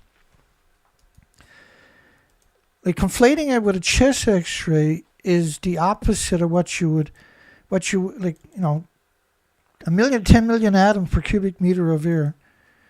You had 29 million becquerels, physical atoms, because in order to have a becquerel, you got to have an atom pulsing energy. So 29 million atoms per square meter. It's an evacuation zone, permanent. And that's really a very, very low dose. Flying to Tokyo, say, from Boston or New York, you'd get about 4 years' worth of natural background. And you're receiving that over. Well, why are we talking about natural background? Natural background doesn't come from a reactor. She should lose her degree for using these comparisons, by the way. Many hours, but it's equivalent to 4 years' worth. Like you can't compare and conflate natural stuff to man-made stuff. You're the expert. That's the opposite of what you're supposed to be doing. But that's the game. The game, because they're MIT, so they're going to have all kinds of eyes focus them. All the media is going to regurgitate their narratives for their stories. And like I say, in Tokyo today, it was only a few days' worth. You'd have to live in Tokyo. You'd have to live with that dose rate for a few days to get even a chest X-ray. That's why they brought her in on the phone, right? So, I mean, I dare say it, these are terrorists. So the contamination levels these people. At this point in time are very, very low. No, the dose rates were catastrophic. You had 36 reactor cores explode from 8 fuel pools at the top of 4 reactor buildings. And we have no evidence of any health impact of those dose rates. If you get a single atom in your body attacks it for the rest of your life with white blood cells. The physical, anthropogenic, man-made atoms in your body is pulsing energy and explosion every second. It destroys chromosomes, cells, DNA, etc., etc., etc. Your body has to repair that every second and attack the source for the rest of your life till it builds a tumor around it. Very dishonest. Thanks, Jackie. Go away, Jackie. Do you have anything to add to that? You horrible creature. What Jackie said was essentially correct. No, it's not correct. It's the furthest thing from correct. Clearly, I'm not getting upset. I'm just getting upset, I guess. Right now, the radiation levels that are elevated are restricted to the plant site themselves, and the reports that are coming out are fairly consistent in terms of what it's so scripted. It's just unbelievable. These levels are. They're either changing or it's unbelievable. They're just not giving. They're giving data that is from different areas of the plant. But there are some high levels that are being reported, but off-site.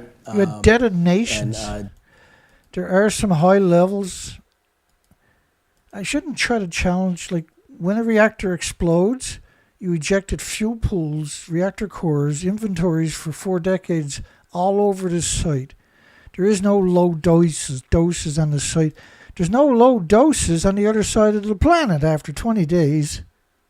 Definitely where the populations are now, it's very safe. It's very safe. Perhaps to add to that, you had reactor 1, 2, 3, and 4 detonate. Let me show that picture again, because this is the picture they were looking at before they got on stage. Everybody in the media, there was many different versions of this. This is just one of them. MIT would have seen that one for sure, and there was no way they can quantify any of the assertions they're making. Definitely where the populations are now. Our cases. It's very safe. They only hate you a lot. Yeah, just perhaps to add to that, Not the a one little individual dose that has been reported of an actual individual was a worker who received about 10 rem, apparently, which is twice the annual occupational limit in Japan. And people have asked, what are the implications of receiving 10 rem? And one explanation that was given, which I think was quite helpful, was that if this individual is a typical member of the population, he would have something like a 1 in 4 chance of contracting cancer over the course of his life. The effect of 10 rems would increase that chance from 25% to something like 25.3%. That's a 10 rem dose, and it's considerably larger than any. So he's claiming it would increase it by 1% chance.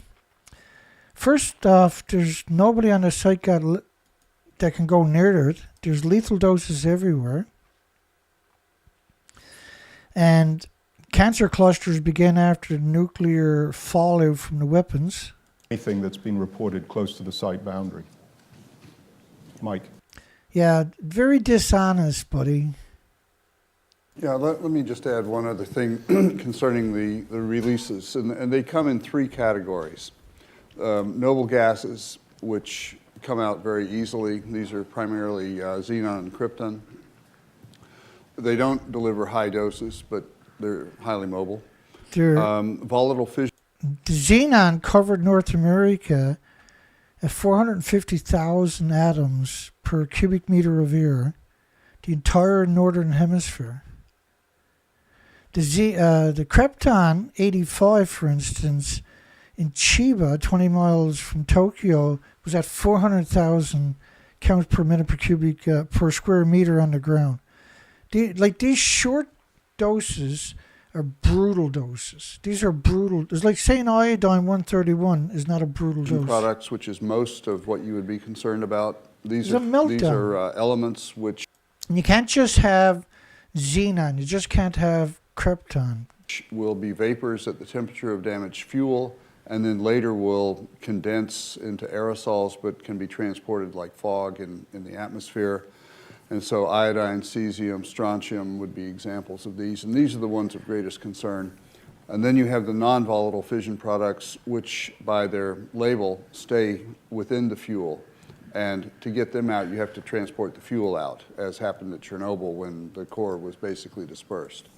So now they're saying that there's no breach of the reactors despite the explosions. And the krypton, or the xenon 133, this was 20 days of radioactive fallout of the xenon 133 from the Norwegian Institute of Air Research. You pay attention primarily to the volatile. He's completely dishonest, eh? In this.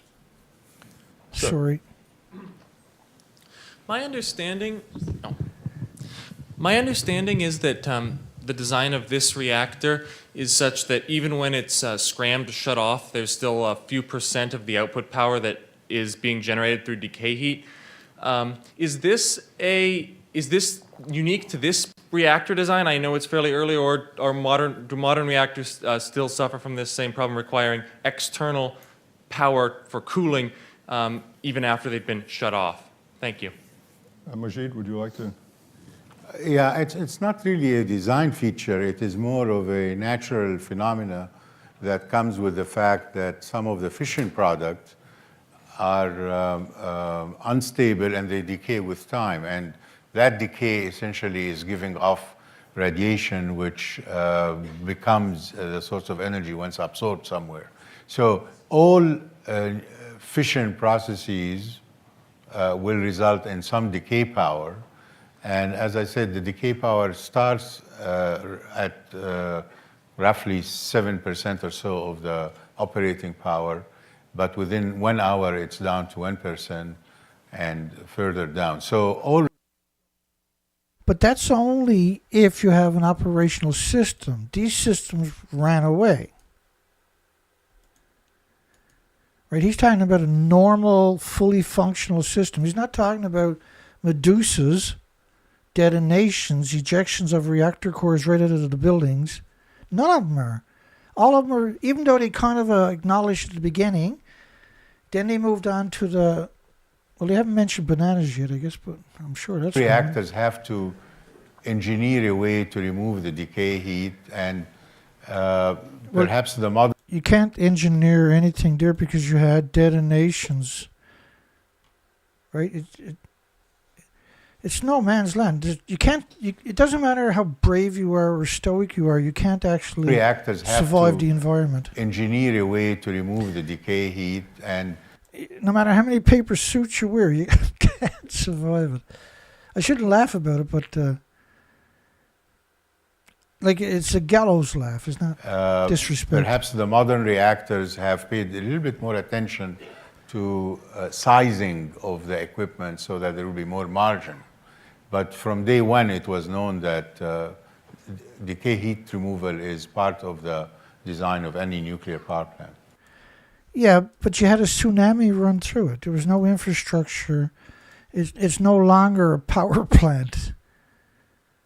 Right? You had a tsunami that ripped apart the entire country, that came through there incredible velocities and ripped out every facet of the infrastructure. There was nothing remained. Sir.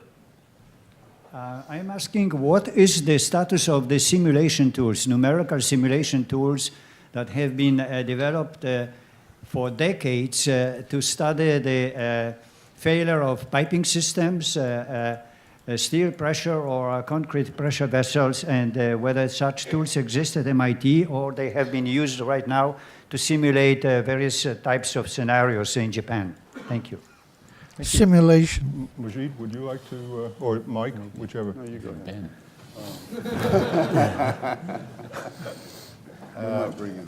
Now that laughter is sarcasm, right? He doesn't want to try to spin it.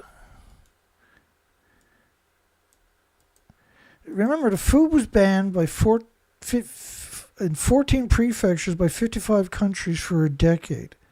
This actually happened. They picked up 30 million one-ton bags in Fukushima prefecture and 3% of the land. They didn't stop growing food. Risk assessment, if you want to go there. Now they're dumping the bags out and growing food. Simulation tools have increasingly been used and have become more accurate, with time.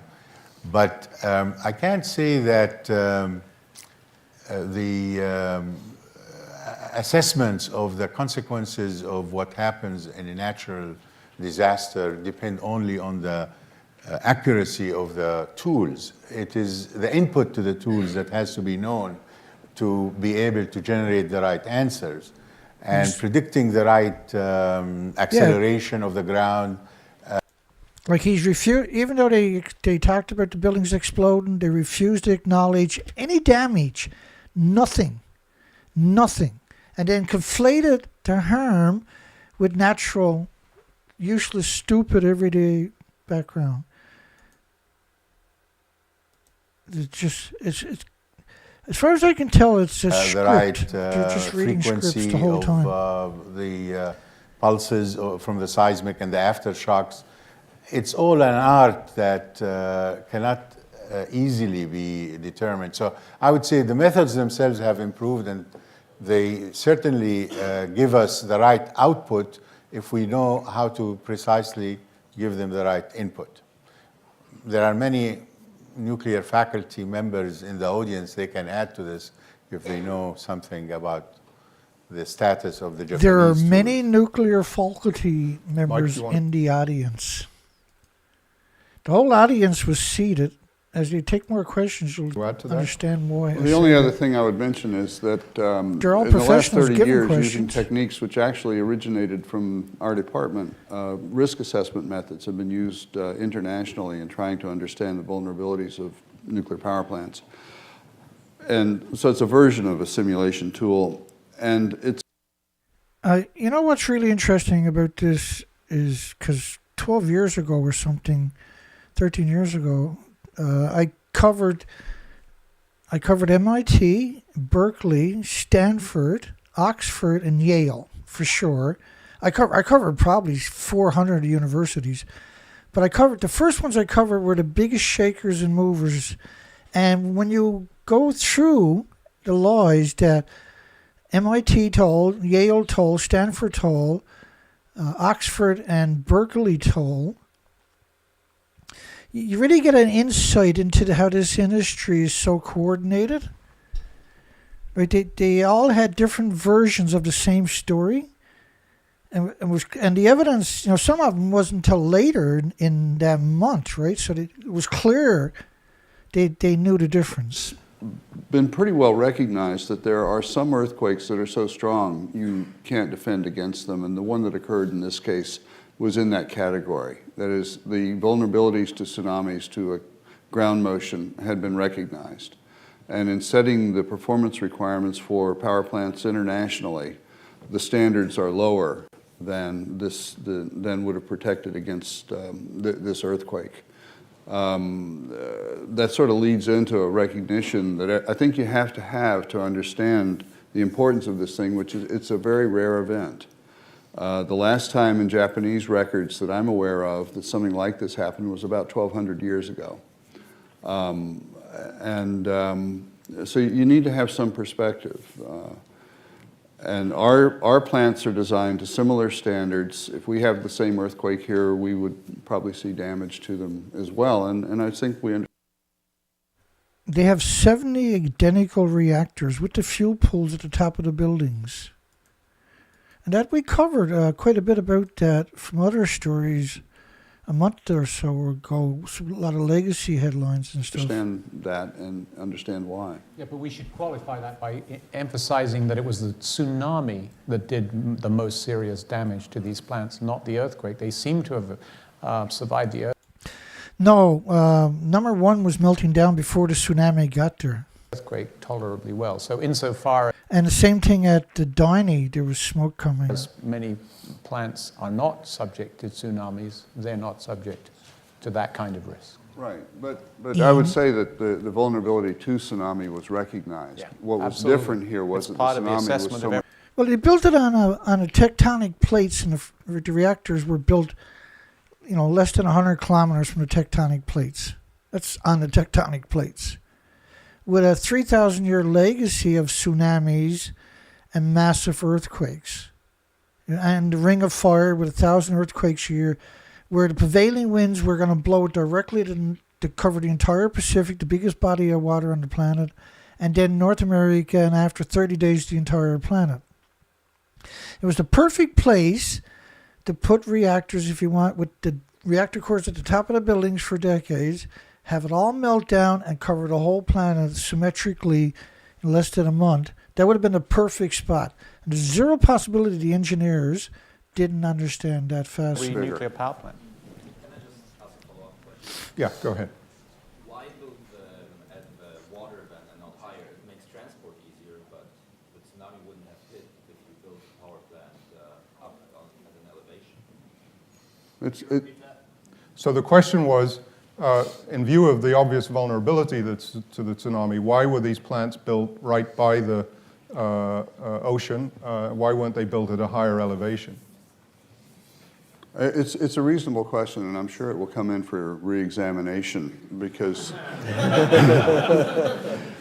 well, I'm not trying to make a joke. If you look, the Japanese plants tend to be clustered by the sea, and they had tsunami barriers as opposed to building them up a hill.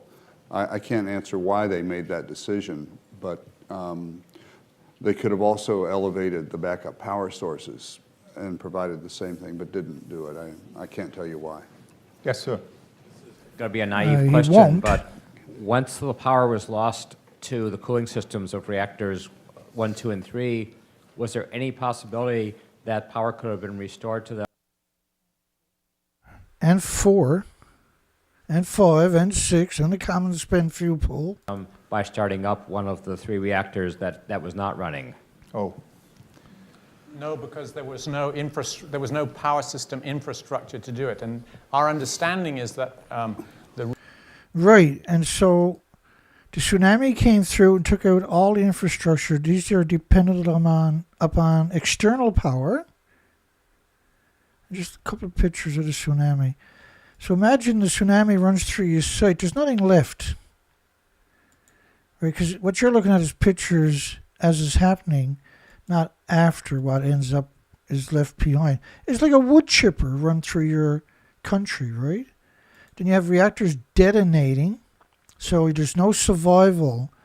There's nowhere you can go and stand up there that you're going to be able to survive. The reason predominantly that the cooling was not able to be used was to do with, as Mike alluded to, the switch yards being flooded and so forth. So the quick answer is no. There's no way to have a mini grid that was just inside the plants. But not, I mean, not I on think, that time scale. I think the other comment is that it takes a long time to start up a plant, and they needed cooling immediately. Yeah. That wouldn't have worked.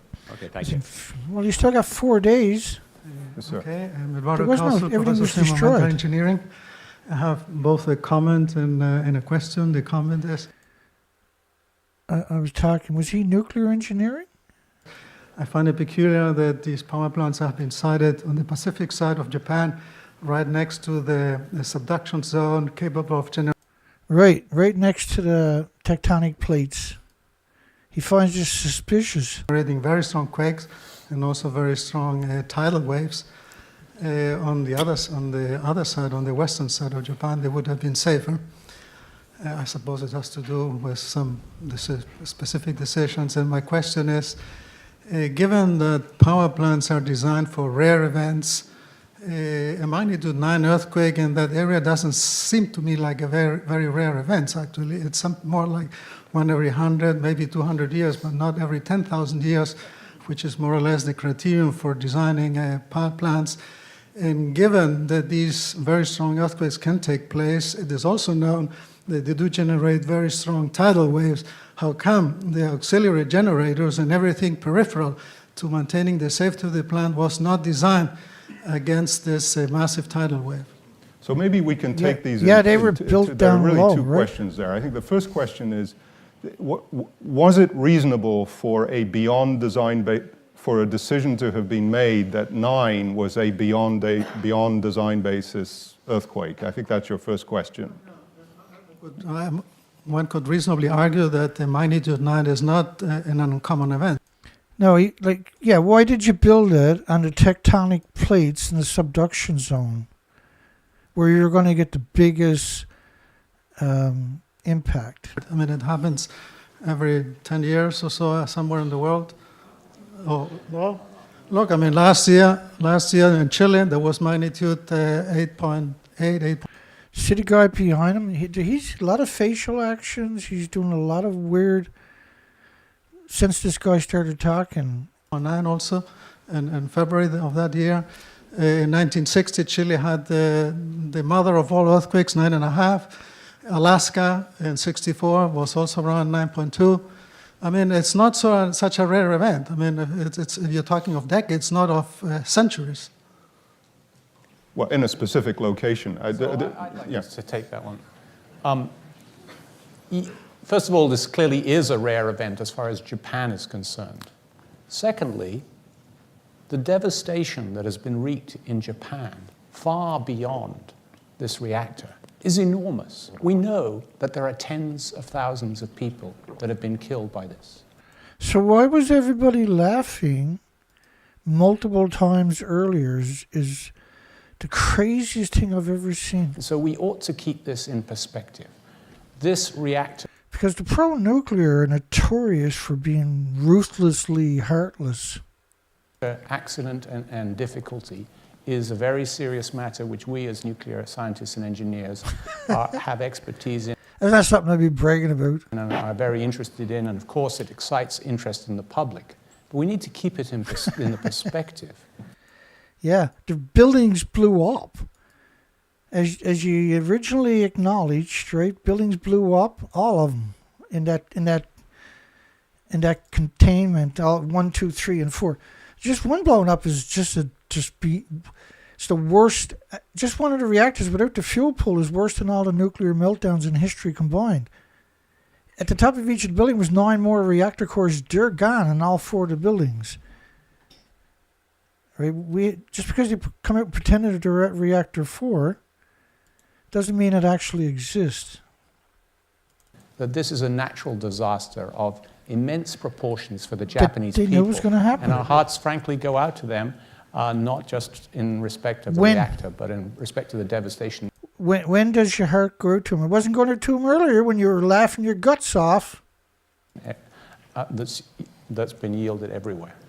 Cold I would fully agree. Creature. And my only point is that given that we designed for very rare events in terms of the quake itself, how come the same criterion wasn't used for possible tidal waves? Okay, so I will comment, maybe Mike will comment. Sure, that's a great question. Like, because they're built to take like a 8-point earthquake, but they're not built to take a reasonable tsunami that could be expected with a large earthquake. Because you looked at this at some point, but you know, the philosophy has been not this guy again. Probably first in the United States, but then propagated to other parts of the world. That not this guy again. And I can't remember his name. I screwed up at the beginning of the show. I should have memorized each person, right? It would have been easy. The only one I recognized was Yates and Ian Hutchinson. No, it doesn't matter that much, but it would have been nicer to critique them. Excuse me. We design nuclear power plants to be able to remain operational if there is a reasonable expectation that the seismic event of a certain magnitude will occur during their operation. So there is something called the operation seismic event, and that, roughly speaking, an expectation of about 90% within 50 years to 100 years. Then there is the safe shutdown earthquake requirement, which imposes the requirement that the plant be able to shut down on its own once you have that kind of earthquake. And they design it up to an expectation of 1,000 years, roughly speaking, with some approximations. So, in fact, the plants did what they had to do, which is to shut down safely. But the complications of the tsunami, because the tsunami was also much higher than was known to have happened before, I think that complicated the matter for them. No, it wasn't. They had a 3,000-year legacy of tsunamis 300 feet high, and on the mountains they had plaques that nobody knows who put there because they were over 100 years old, saying don't build below here. That was really interesting that he said that. That was really interesting. That wasn't an accident. Yeah, okay. I know I'm right. Yes, next question. My name is Alexander Cooper, graduate student in NSC department and previous student at the University of Tokyo. Before asking my question, I would just like to emphasize the point of Professor Hutchinson and remind all of you that about 200,000 people in the Fukushima region were evacuated, and a few more millions in the north part of Japan are now suffering from a lack of food, difficulty of access to water, electricity and transportation, and also about 10,000 were reported either died or missing. The Japanese community has already mobilized itself downstairs, gathering donation, and sincerely hope that after this conference you will take the time to go downstairs and give whatever you may give. Yeah, it's pretty crazy because in the bottom of the building, victims' loved ones and everybody's organizing way up above them. The faculty, students are cutting the Japanese people's throats and destroying their ability to protect themselves. So yeah, go down and throw them a few pennies. My question, disgusting. I have actually two questions. It's First question is, it seems that in the recent concern are also about the spent nuclear fuels. Imagine how evil you got to be to continue telling the lies they're telling. Just to tell the lies they're telling is just selling out the entire planet and 8 million species. Could you discuss more about what is happening with those spent nuclear fuels in this fuel? They were in the pool, and so he's talking about the fuel pools. And also, Japan is expecting about the probability of 50% of afterquake in the following days. What is the risk related to this afterquake if it happens? But he's scratching his balls in the background. That's great. He must be a professor. So each reactor has a spent fuel pool into which the spent fuel is unloaded, the used fuel is unloaded, and all of those reactors, all 6 of those reactors. Now used is, it's too brittle to keep in the reactor. It still has its energy, which is like 97% of its energy is still there. The words used is not true, right? It's the furthest thing. If they melt down in the fuel pool, it's the same as a running reactor. Have some fuels, as far as we know, has some fuel in their pools. They had around 8 reactor cores in the pools. Now they would have known that because they have 70 reactors in the United States that are identical designs. And of course, there's a substantial amount of fuel there. So if some... A substantial amount of fuel in some cases. No, in every case. You don't have a repository anywhere on the planet, so it's in the pool. Accident occurred which somehow began to release the fission products from that fuel that would enhance the severity of the event. Man, calling him a weasel is pretty polite. Especially when you already seen that picture. You already seen this picture. You definitely seen that picture. And they definitely seen these pictures. And they definitely made these models themselves. And that model there, they made it themselves. I mean, like, when you hear so many lies, you can't even go half a sentence. You got to chop it off and explain the lie. You're dealing with some real crazy creatures. They're the experts. And that's their job, is just to make it impossible for you to rationalize what took place. There was a concern at one time when there was a fire at Unit 4 that fire was caused by some damage to the spent fuel pool of Reactor 4. Whoa! Now earlier he said, TEPCO said it was caused by an oil leak and it was put out. Now he's acknowledging, whoops. That it caused its spent fuel to become uncovered. Which means it melted down at Reactor 4. Yee, I like that. That was worth the whole show right there. Let's have a look at Reactor 4 one more. That pretty little Reactor 4. Oh, we don't know. We think there might have been a fire. Look at the building up there. You think there might have been a fire? The Reactor 4 fuel pool? That's not a fire. That's a holy shit.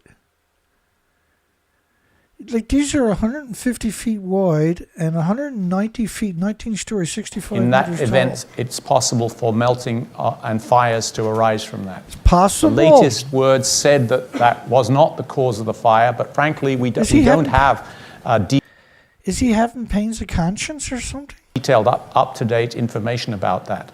The main concern is that the spent fuel is not within the containment chambers. So if that fuel melts, the potential for the volatiles to escape is much greater. The volatiles. Do you know what the volatiles look like? Oh shit. Do you know what the volatiles look like? I might have lost my spot. Hang on. Yeah, we lost our spot. I accidentally... That's okay. I'm pretty good with this. There's a substantial amount of fuel there, so if... Okay, that's the same spot, kind of. We chopped that off right there. Ooh.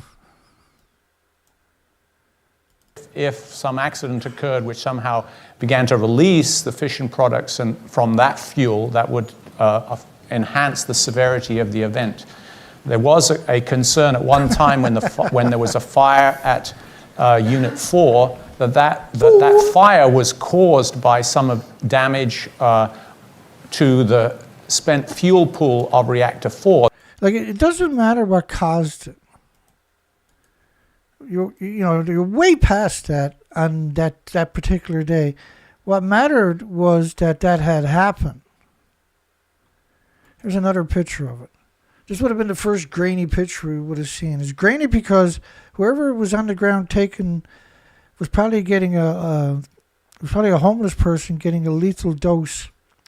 And because there's so much radiation everywhere, the camera was completely incapable of getting a clear picture.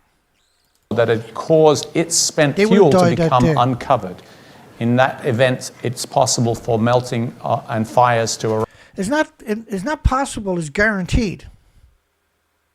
It's not fire in the conventional thought of like looking at a fire.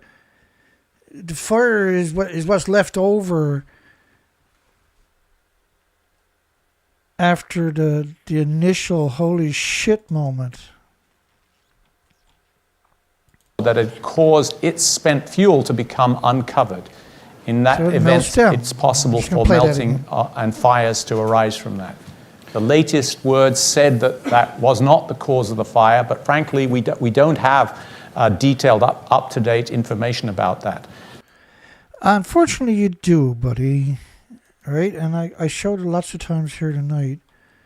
Is that picture right there, for instance? Is this picture right here? It's that picture right there.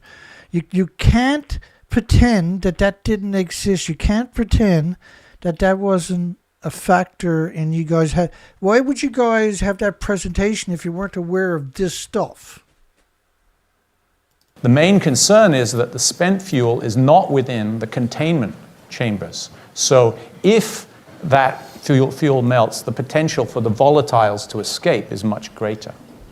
If I can just add. Right, and that's where I wanted to stop it, but I had deleted the whole thing. I had to bring in the other version. So the volatiles, this is what the volatiles escaping look like after 20 days. Covered, and that's French's study, not a projection, but documentation of the radioactive fallout. It's not like a light plume. This is a catastrophic. And by the way, that's the cesium-137. That aggregates in the thyroid glands and everywhere else also, right? That sequesters in your muscles.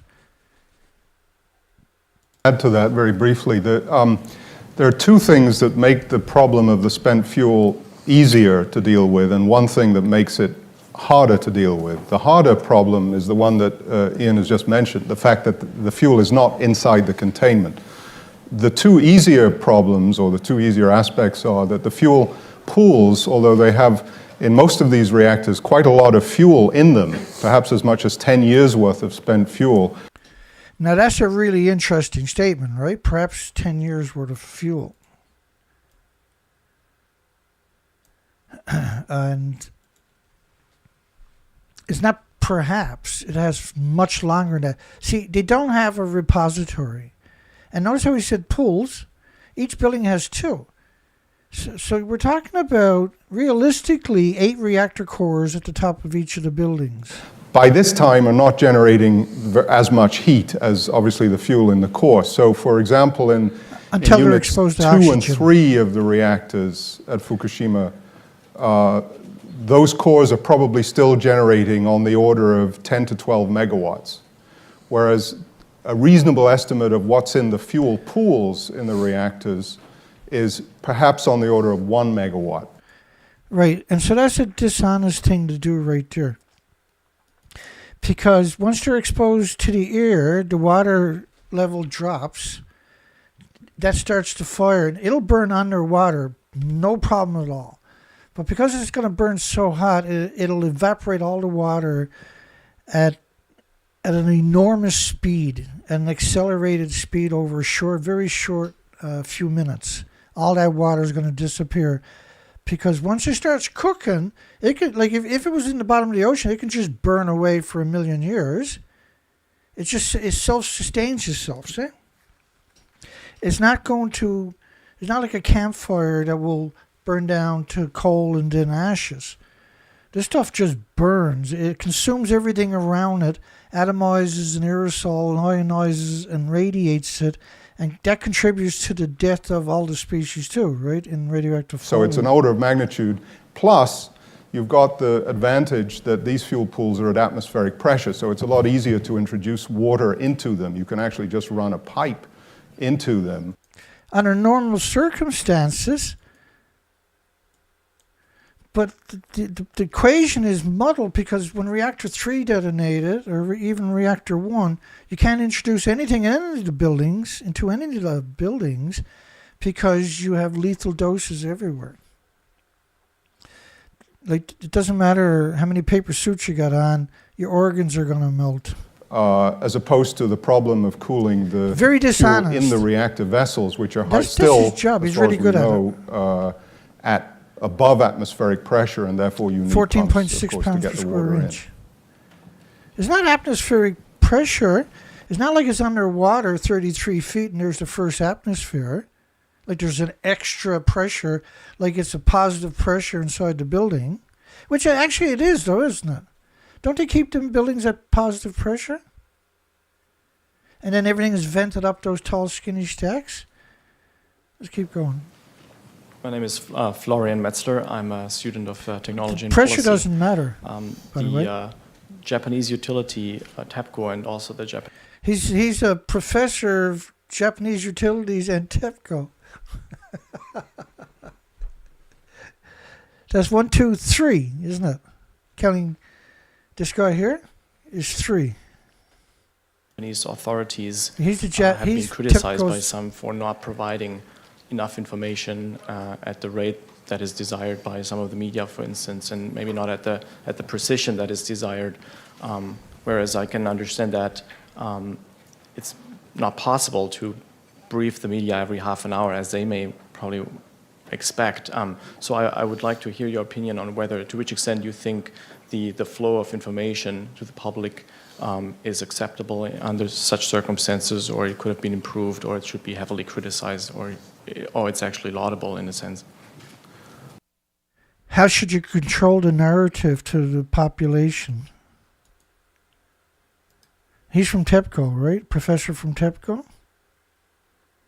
Well, if I can just start that, I mean, I think, it's quite difficult for those of us who don't speak Japanese to assess the effectiveness of the communications in Japanese. The written communications that are being provided in English by Tokyo Electric Power, I would have to say, are limited. And during some of the most difficult parts of the crisis, I would say also sporadic in their frequency. Having said that, I would add that, I think one has to have a certain humility when it comes to expecting a Japanese company to communicate everything in English. I think we have to recognize that that may not be their highest priority. But the evidence that we also have from Japanese who are trying to follow events in Japan and elsewhere is that even in Japanese, the information has been somewhat parsimonious. Well, because I've done a lot of shows on legacy emails, because there was 4.3 million emails released, right? Through Freedom of Information, through the Nuclear Regulatory website. And those links to them are below for each year, 2011, 2012, 2013, 14. And we've done show after show after show after show after show on emails in English with the Nuclear Regulatory Commission from the United States, for instance, and Britain and Japan and everybody else, based on March 11, 12, 13, 14, 15, and 16. Like, I've done a lot of, full shows just based on those emails where, I'll bring in supporting documentation for my assertions.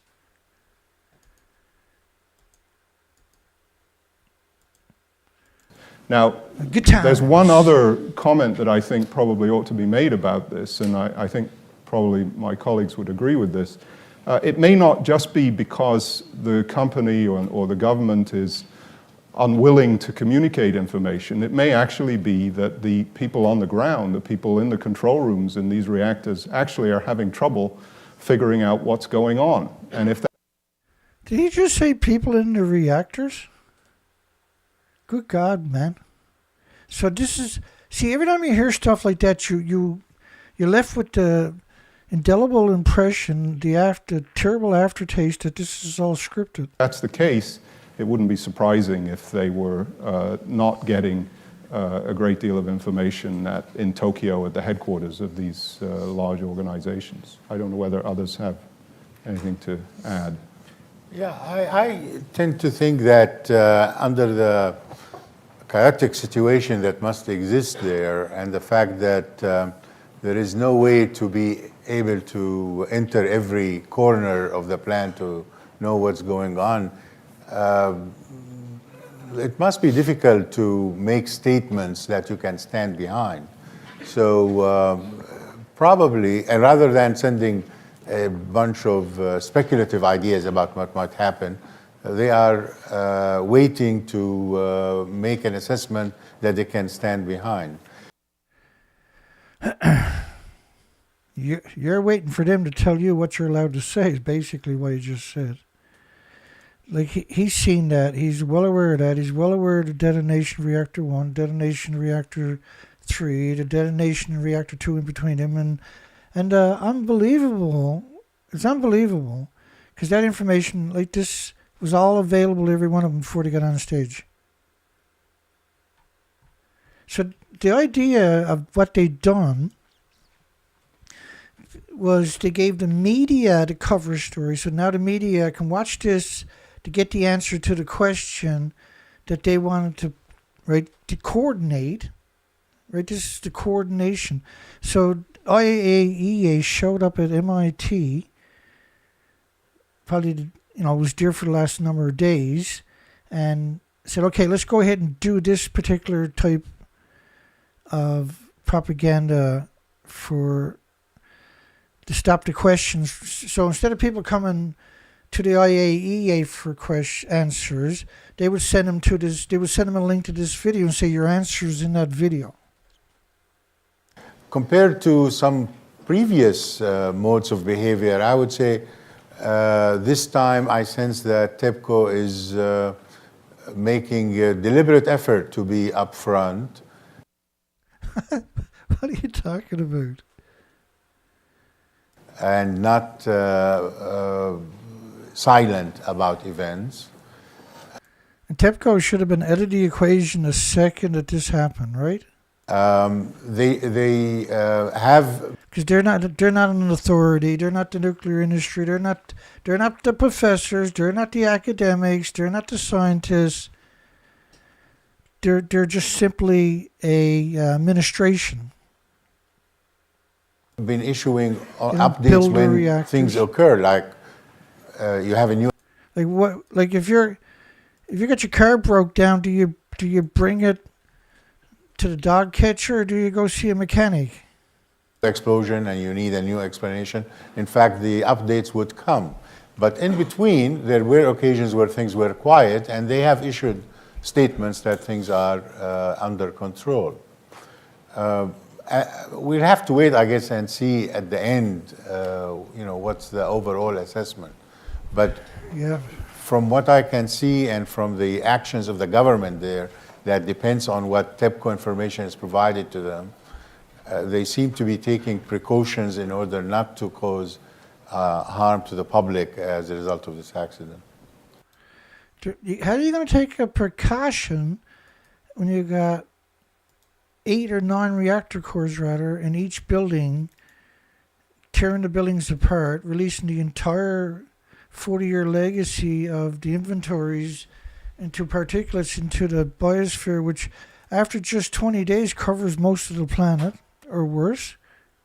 I don't know. Let me add just a little bit to this. You guys are all too young to remember 3 Mile Island, most of you. I remember giving a lecture at Amherst a few years ago, and I referred to 3 Mile Island, and a student said, "Professor, what is that?" So that was good news. The thing that's really... That was good news. Okay. Well, 3 Mile Island wasn't 4 reactors in a row detonating, ejecting their reactor cores and decades of reactor cores into fuel pools out of the buildings. 3 Mile Island didn't look like any of the reactors at Fukushima. It was brutal, don't get me wrong, but it's nothing like this.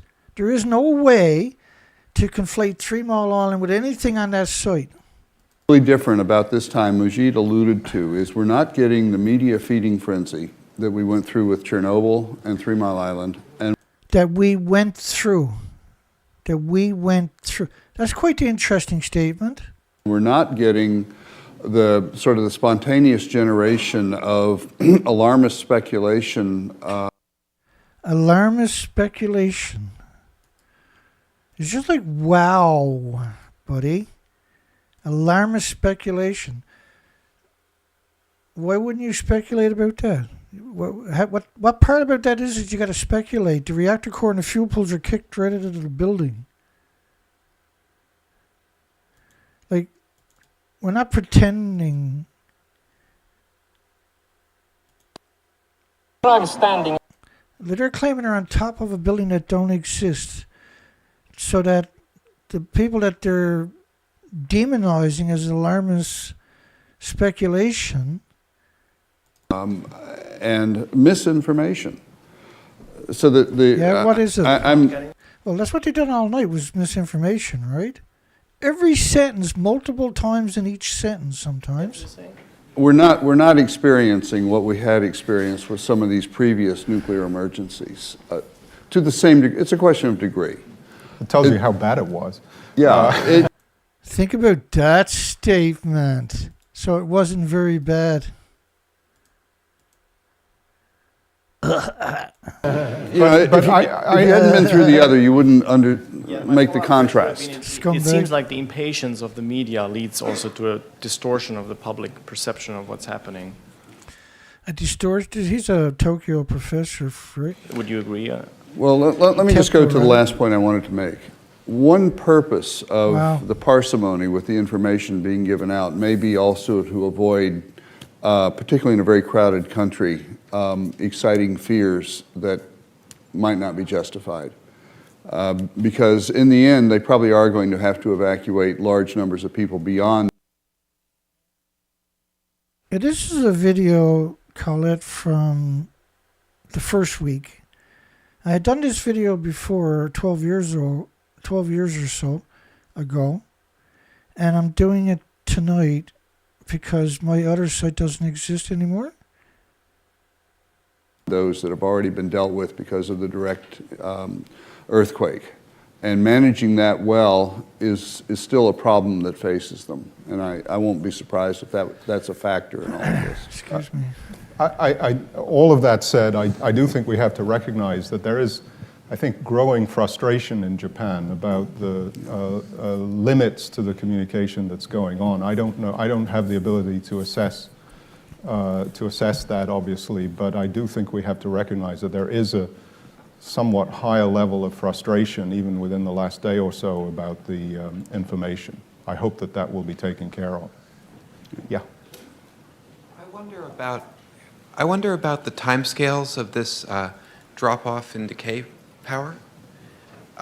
We've heard the 1 hour estimate and the 6 hour estimates, I think, but clearly the amount of time which will elapse between an earthquake and a tsunami are to some extent proportional to the distance to the epicenter. I would think that that was a pretty big component, and so if you had the tsunami quite a bit earlier, you would have a different situation. And at the same time, we ask, well, what is happening right now with the decay and what percentage are we at?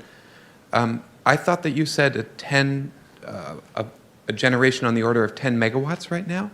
Is that correct? In reactor 1 and 2 or 2 and 3? In the larger reactors, probably it's about 10 megawatts thermal. I thought we heard a 1% after 6 hours estimate over here. 0.5% after a day. And that's because the reactor generates about, these 700 or 750 megawatt electric reactors are generating about 3,000 See, that would apply to a normal site. This is not a normal site. About 2,500 megawatts thermal because of their thermal efficiency of about 33%. Okay. Having second law. The fuel pools had 3,450 spent fuel assemblies for each building. That's equal to over 6 million pounds. Each assembly is 1,800 pounds. There's 100 fuel rods, they're 12 feet long and 18 pounds each. So multiply that by 1,800 to get 2,500 megawatts thermal because of their thermal efficiency of about 33%. Okay. Having second law. What's so funny? Given that, what ideas do you have about if the tsunami had come a half an hour earlier and if everything was to shut off right now with a little bit of water in the tanks? What are the speculative notions here? I'd appreciate that. I don't know if anyone feels comfortable giving me those ideas. I'm not really sure I understand. You're saying if the tsunami occurred earlier, would that have resulted in a different situation in the plant? Presumably the heat output would have been substantially higher at that time. If it gave out a half an hour in as opposed to an hour in, you're talking about... Well, there's a rule of thumb for how the decay heat varies. I think at this stage it's going like the 1/5 power of the time. So sort of minus 1/5 power of the time. So that's how it's falling off. So if you want to calculate from now on, that's roughly how it goes. Cool. And on the front end of things, if the tsunami had come after a half an hour, would we potentially be seeing a much more serious thing had the epicenter been closer, or is that just crazy? I think the answer is no, but... A little worse, but basically it's the integral of the power. It's the energy released, and so you can figure out the difference. It would. That doesn't matter because they melted down, they detonated, they atomized an aerosol, and ionized and radiated everything, including the inventories. So they turned into an invisible plume that quickly covered the entire planet. Exacerbate things to some degree, but qualitatively, I don't think it's going to make a difference. Okay, cool.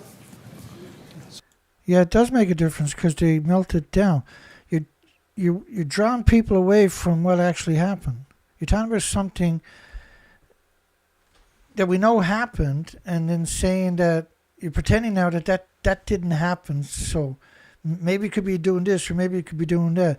Like, we know the buildings blew up, so we know the inventories are gone. They're gone. They're ejected right out of the buildings. So there's right. You can't have a postulating that is in the inventories when it's way the hell up in the sky. So my question actually relates to the very slow decay that's happening now, and it's obviously very slow. The first few days has been very bad, and we all hope they can get it under control. Very slow decay. By the way, a decay is an explosion. Like so to talk about a nuclear meltdown as a decay is absurd. To talk about 8 reactor cores at the top of each of the buildings as a decay, it's up the whole what? And there won't be a massive release like Chernobyl, for example. Wow. So now he said there won't be a massive release like Chernobyl. Clearly, it was worse than Chernobyl. You had 4 reactor buildings with decades of reactor cores at the top of the buildings. But then the question is, what happens in the longer term? Weeks, months, years? Because we're getting close to the end, right? So now they're trying to... that you have to manage this spent fuel and the What was really interesting was that the experts who were on stage with their original presentation, they really didn't tell you anything. They played games with you, and then the question and answers are the exact same thing. Shocking. The reactor contents. Can Horrifying. you speculate or discuss what happens going forward to deal with this in this badly crippled reactor situation? What are the options? What ultimately will happen? Well, again, those of us who remember TMI remember that after the melting, let's say partial melting, I think roughly about 20-25% relocated to the bottom vessel. Right now, like there was a huge release. People ran away. When they came back, their pet cats and pet dogs were blind or dead. Their eyes were literally burned out of their heads. A few years later, they had made presentations on cancer clusters. Truly the most wicked, twisted, sadistic bootlickers I've seen in a long time. AMI has been completely cleaned. In fact, it was cleaned within 10 years of the event. And all the fuel with contents of the radioactivity in it was moved to Idaho, where it's stored. So you can recover from those accidents. It takes an effort to make sure that the workers do not get exposed to the radiation. And Arnie Gunnarsson, Lake Barrett, used to send people in for 30 seconds. Not scientists, not academics, but the homeless and the destitute and the victims of society. Academics are not going to go in and get their lifetime dose in 30 seconds on any nuclear site. They're going to run away. But it is possible to clean up the place if that is... It's not possible to clean up the place. How are you going to clean up Fukushima, for instance? Look at this plume model. And its total, when it stops, is based on 30, not model, but actual study of radioactive fallout, 1 million to 10 million times pre-Fukushima levels of cesium-137 per cubic meter of air, covering the entire planet, day 25, right there. How are you going to clean that up? They're genius. But it is possible to clean up the place if that is the intention. Yeah, they went in there last week and they took out 0.2 of a gram. They spent $56 million and they built this thing with tongs that done this. And apparently they didn't even use it. They used some other contraption. Did we cover it in I don't know if it was last show, the show before?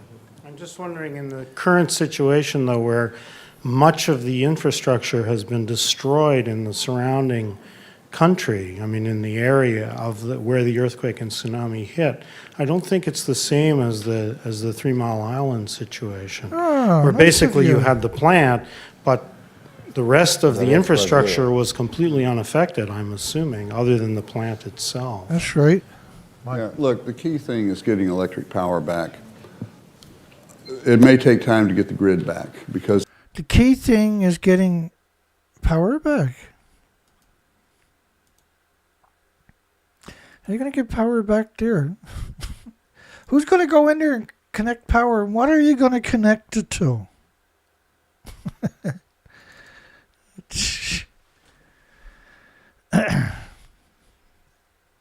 How are you going to connect power to that? To that? How are you going to run power back in after your country had that creature walk through it? Like, how are you going to put power back in there? How are you going to put power back in here? How does that work again? Do you really think a tsunami doesn't do any damage? Oh, well, it just runs through it, but it's nuclear special. Nothing happens, Dana. It only happens to everywhere else. Nothing happens. Like, you are not going in there. He didn't go there. Nobody else went. None of these people volunteered. The factors that you cite. The ability to get backup power sources, though, is potentially there because they have this artificial harbor, they have access from the sea, and they... And what? And what? Man, wow.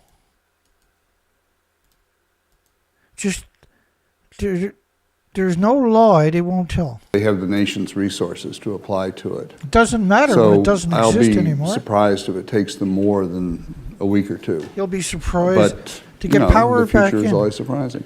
Okay, I think we're getting, we're past the time we're supposed to finish. I think we can take one more question, maybe two. But let's make them quick. Can you advise us what advances there have been in the management of decay heat technology since the design of this reactor in particular? I'm curious whether there are reactors that can cool themselves using their own decay heat. That's right. So don't worry about what happened. Because it won't happen in the future. Because we have technology that solved. That's what he's doing there. Trying to get his PhD, is he? Come out live for the industry. It seems to me that if you can get air to naturally circulate to remove decay heat, that would be a technological goal for future design, so that you don't depend on pumping water in. It is very difficult to do, however, when you have a situation that doesn't give you a continuous path for the heat to flow. Therefore, some people believe that gas-cooled reactors, which in fact have a solid moderator as opposed to... Yeah, some people think geothermal is much better than nuclear could ever be.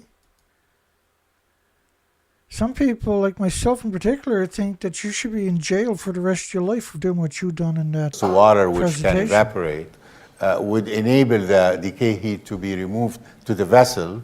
And then if air can circulate around the vessel naturally, then the decay heat can be removed no honest naturally. questions tonight in that show. So with 3 Mile Island, the hydrogen ignition didn't seem to be an issue. Why is it such a big issue with these plants, and how is hydrogen getting out of the primary containment into turbine buildings they melt and it igniting? down. Hydrogen was a big concern at TMI. That's a seeded question, wasn't it? So it was actually rather similar. There are big differences in the plant layout, and obviously the explosion that occurred at Fukushima was in part a function of the fact that the venting was into this building in which it was possible to build up an explosive mixture. The details of whether that could have happened in a PWR and the extent to which it did, I'd leave to my other colleagues. Yeah, let me say something about that. Basically, the hydrogen was produced at 3 Mile Island, as Ian has said, and here. The thing that's different is in the boiling water reactor system, you have safety relief valves, which are part of the control system, and they are able to vent coolant, steam that is, and any gases associated with it into the vapor suppression pool. Well, first off, 3 Mile Island had power the whole time, right? Fukushima had no power, no buildings. You ejected the reactor cores out of the buildings. So all their conjecture, everything they're saying is a conjecture, but it's all meant. It's the propaganda, official propaganda story for the propaganda machine, right? To meet the brutally horrific which is part of the containment system. You don't have that function in a pressurized water reactor, so the issue did not arise in 3 Mile Island. In order to avoid overpressurizing the containment, what I've been told is that the operators vented the containment and let the hydrogen out of the secondary portion of... At 3 Mile or Fukushima. No, well, in that first hour, once the tsunami came through, well, first off, they had no power after the earthquake. Once the tsunami came through, the containment and into the spaces of the reactor building that led to the explosion.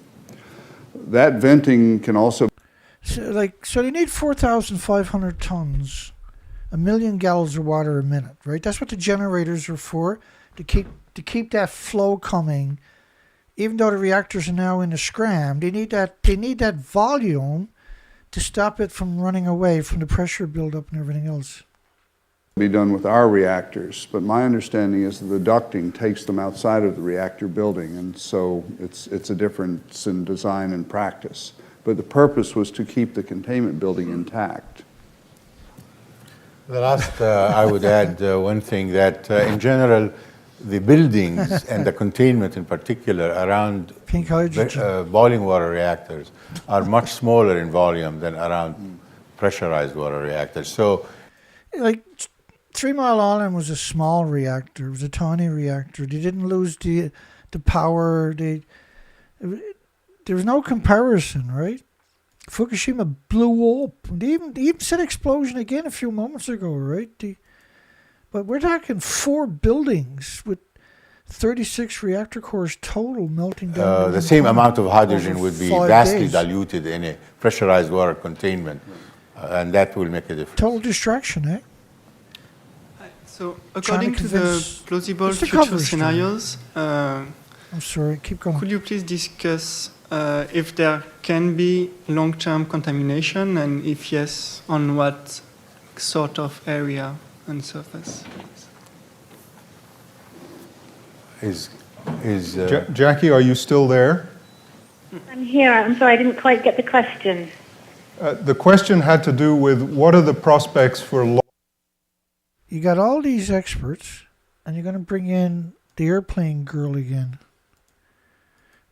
Whatever it really is. long-term contamination in the area around the reactor? I think that was the question. In terms of the amount of release or the consequences of a release? I mean, there's been very little that seems to have been released and dispersed. Very little, yeah. And so she framed that one perfectly. Clearly, this was staged, the whole narrative, eh? So nothing got out. Nothing got out, Dana. Look at all the reactors. Nothing got out. Let me stop this on. This is the French study.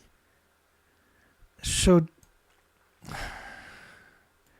like, she's seen all of these pictures the same as me and you.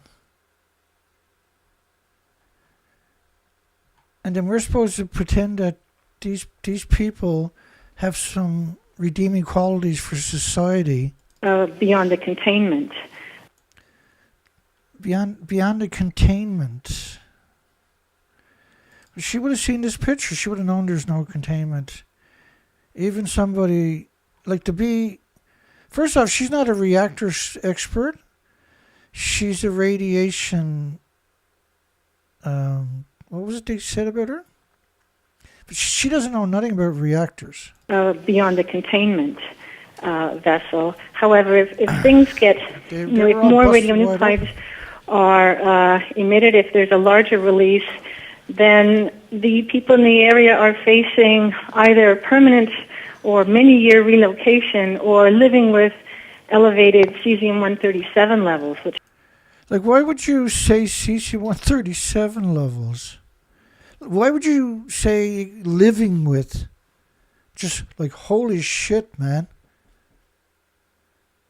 Why would she even introduce that into the narrative? Oh, well, you have to get used to it.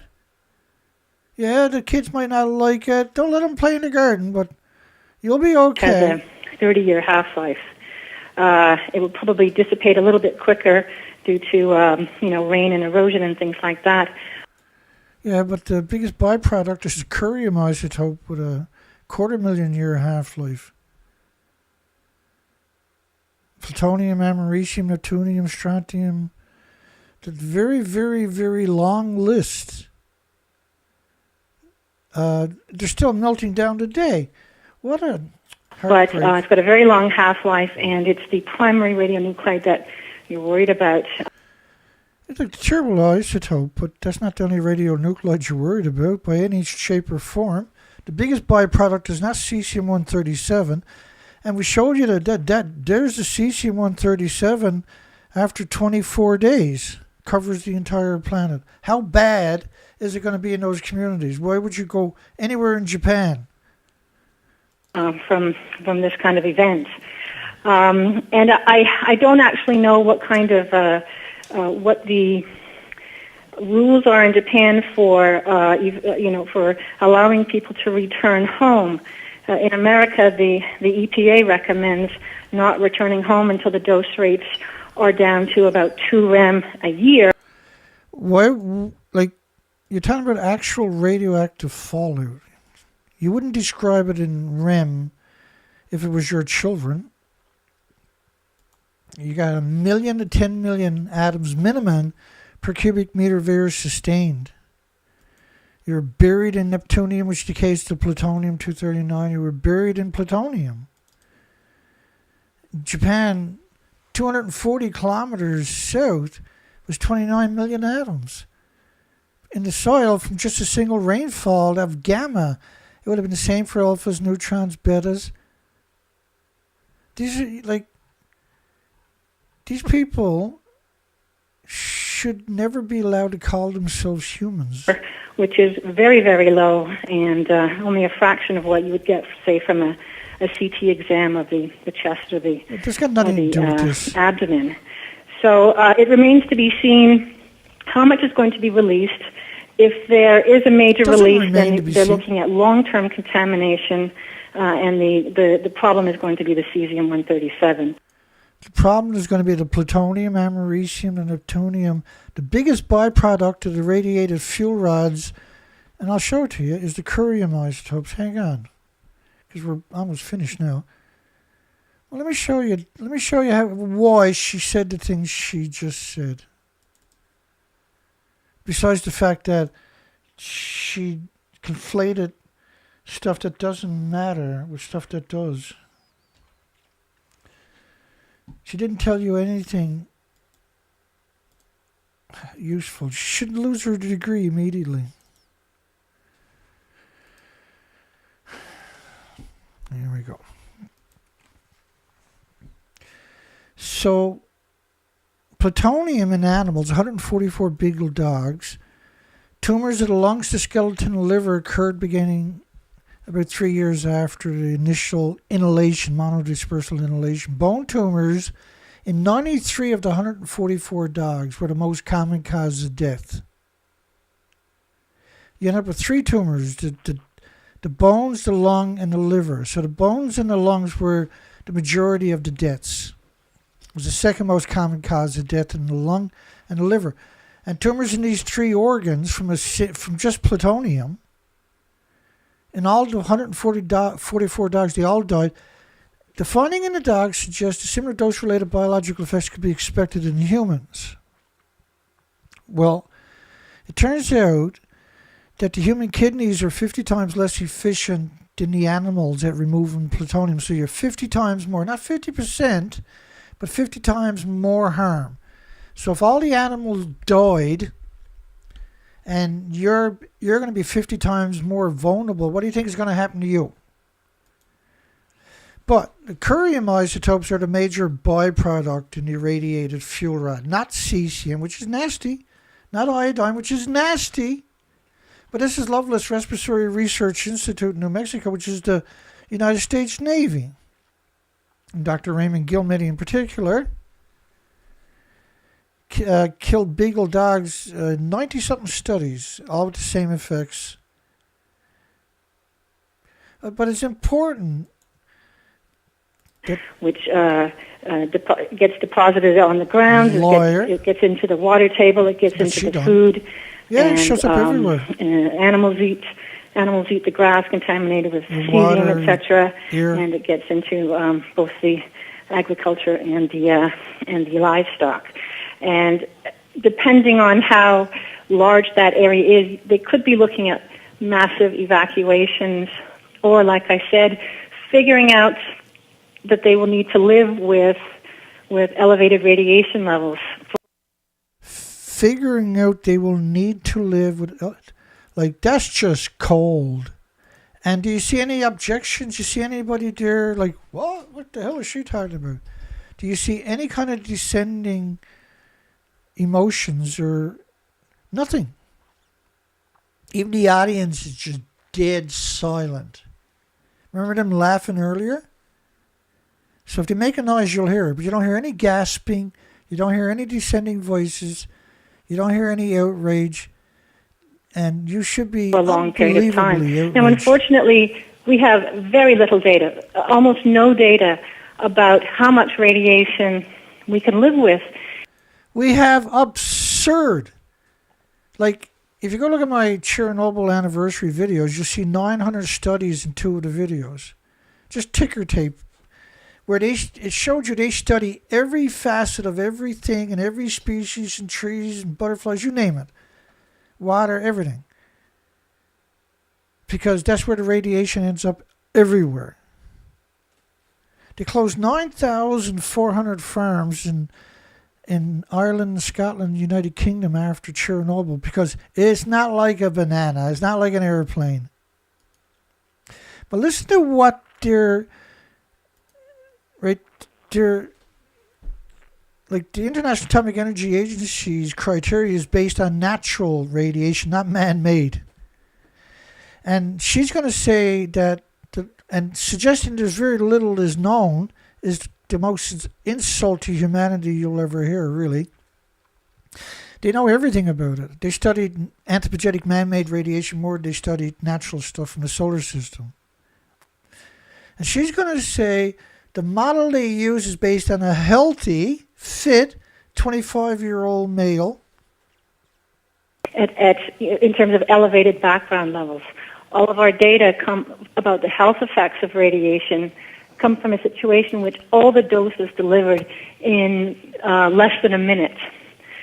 A 1 minute dose, not living in a nuclear wasteland.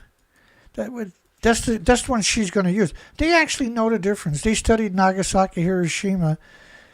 They built the cities back on the nuclear bomb craters. You really think they don't know?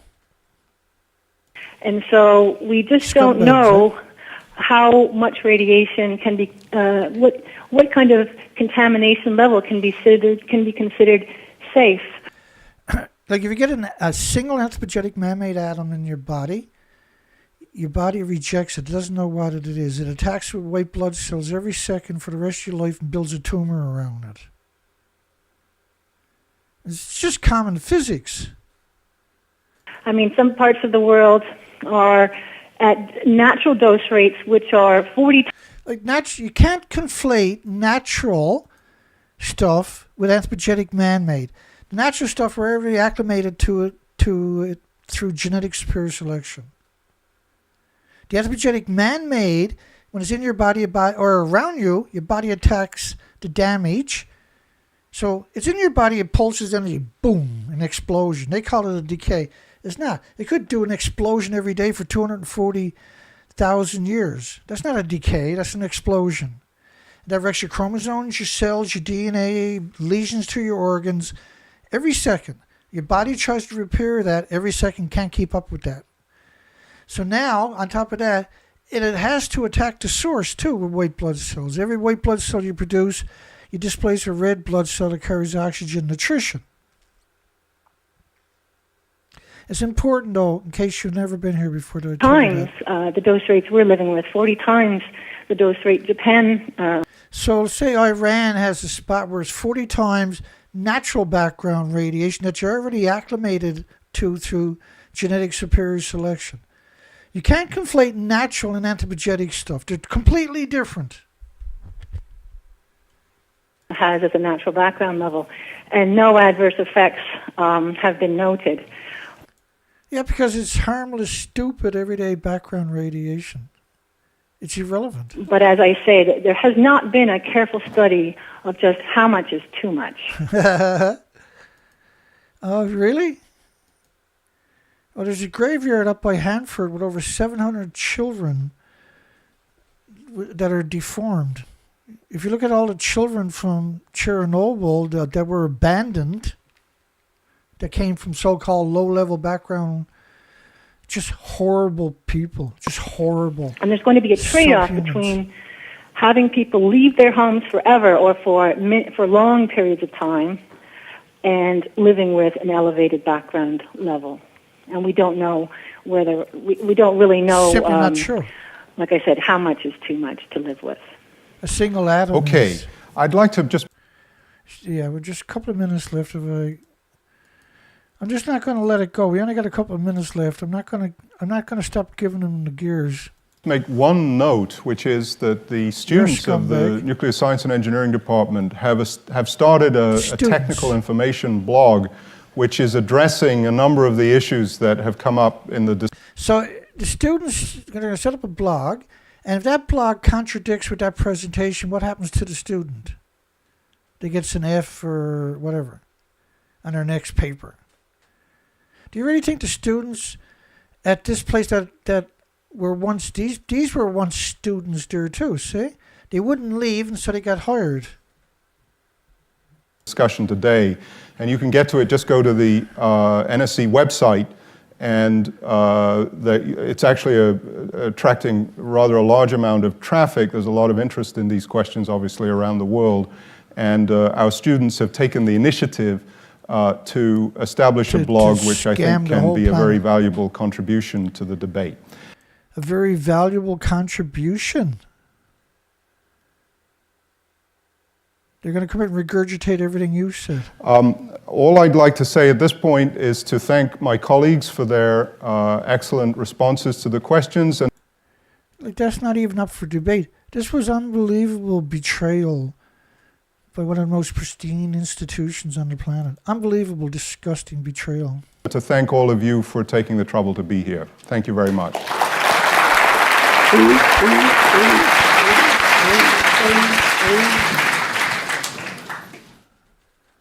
Anyway, I got to get a shower after watching that. Ew.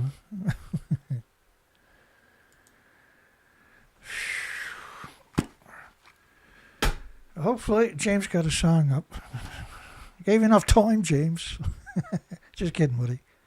Hopefully, you got a big song there for us. I shouldn't do that to him either. I shouldn't say that to James, because then he feels like he's obligated to come up with a song, right? And it's just, you know, he's got over 300 there. I shouldn't be greedy. Should I? I don't know. All right. That only took, that can't be right. 3 hours and 11 minutes. Hey, boy, oh boy. Feeling a bit better today. Painkillers don't hurt, I suppose, but I'm feeling a bit better. Let me get back on target here. So we got to get, we'll close that poll down after the song. We got 28. Thank you, everybody. Did MIT misrepresent the severity of the Fukushima nuclear meltdowns to protect the university's nuclear interest and the nuclear industry worldwide? Hell yeah, Dana. I seen James got a song there. This is James Luce's site. He's got 306 songs now. The Enrichment Man. That's hilarious. He left that comment there earlier, right? All right, you know the routine, hopefully. I'm going to adjust the volume over here in my setup. I'm going to put the microphone popper on this thing. As soon as the show's over, I'm going to pull the mic back a little bit because I can hear popping. And I got no excuses, only I'm being lazy, and that's not really a good excuse, is it? Anyway, thank you, anybody. My apologies for dragging you out on a Friday night. But I came across a couple of these clips today, and it irked the shit out of me. And I said, you know what? I'm going to do a show. I'm going to kick somebody's ass tonight. Because if I don't, I won't get it off my chest. So now I got to take Harvard and Yale and Berkeley and blah, blah, blah. And do them too, because they deserve me coming after them, don't they? You know, right. All right, let me make sure this is in 1080.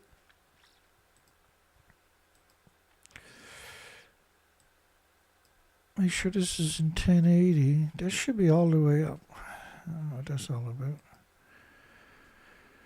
Okay, I'm going to adjust the volume on my side. Hopefully I do a good job. You have a great night. Hugs for everybody. See everybody hopefully on Sunday. Take care now.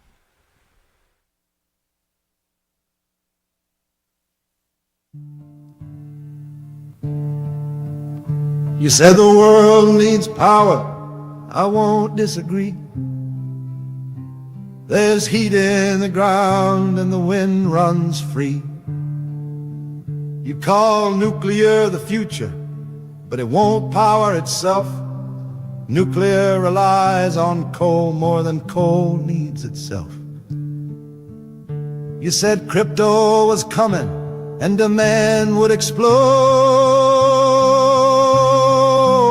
that AI would load what the grid couldn't hold. But SMRs stay delayed, no ground ever breaks, and the public pays out while the promise remakes. You said it's the hour, but the plan's still the same. The technology is analog from the Cold War days. There's no place for the waste, and yuccas refused. Vented dry cast containers become the only refuge.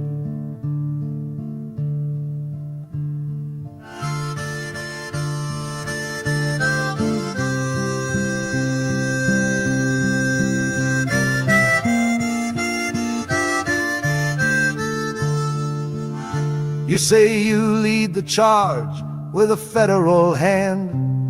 Would you vote Price Anderson or stand with the land? You call it advanced, but the cycle's well known, still chasing a fuel that should have stayed in the stone.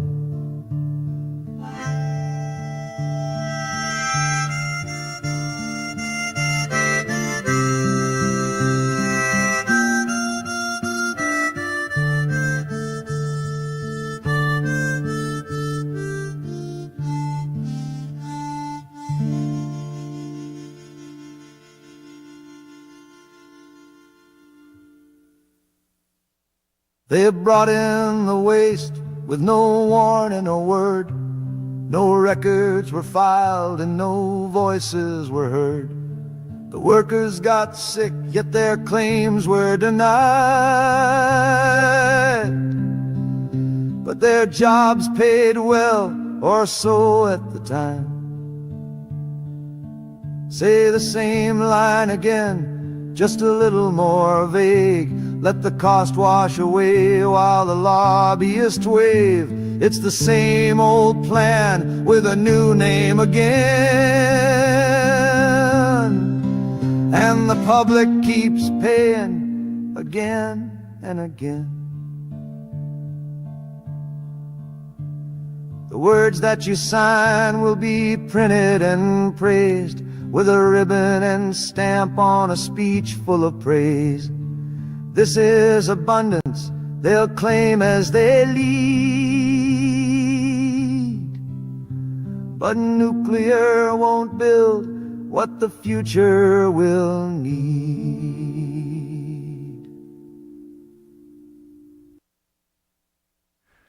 Yeah, man, that was brilliant. That was top notch, James. Good stuff. Holy shit. Yeah, that was special. That was appropriate, actually, for this video, if you ask me, wasn't it? Have a great night, everybody. We'll see you on the next one.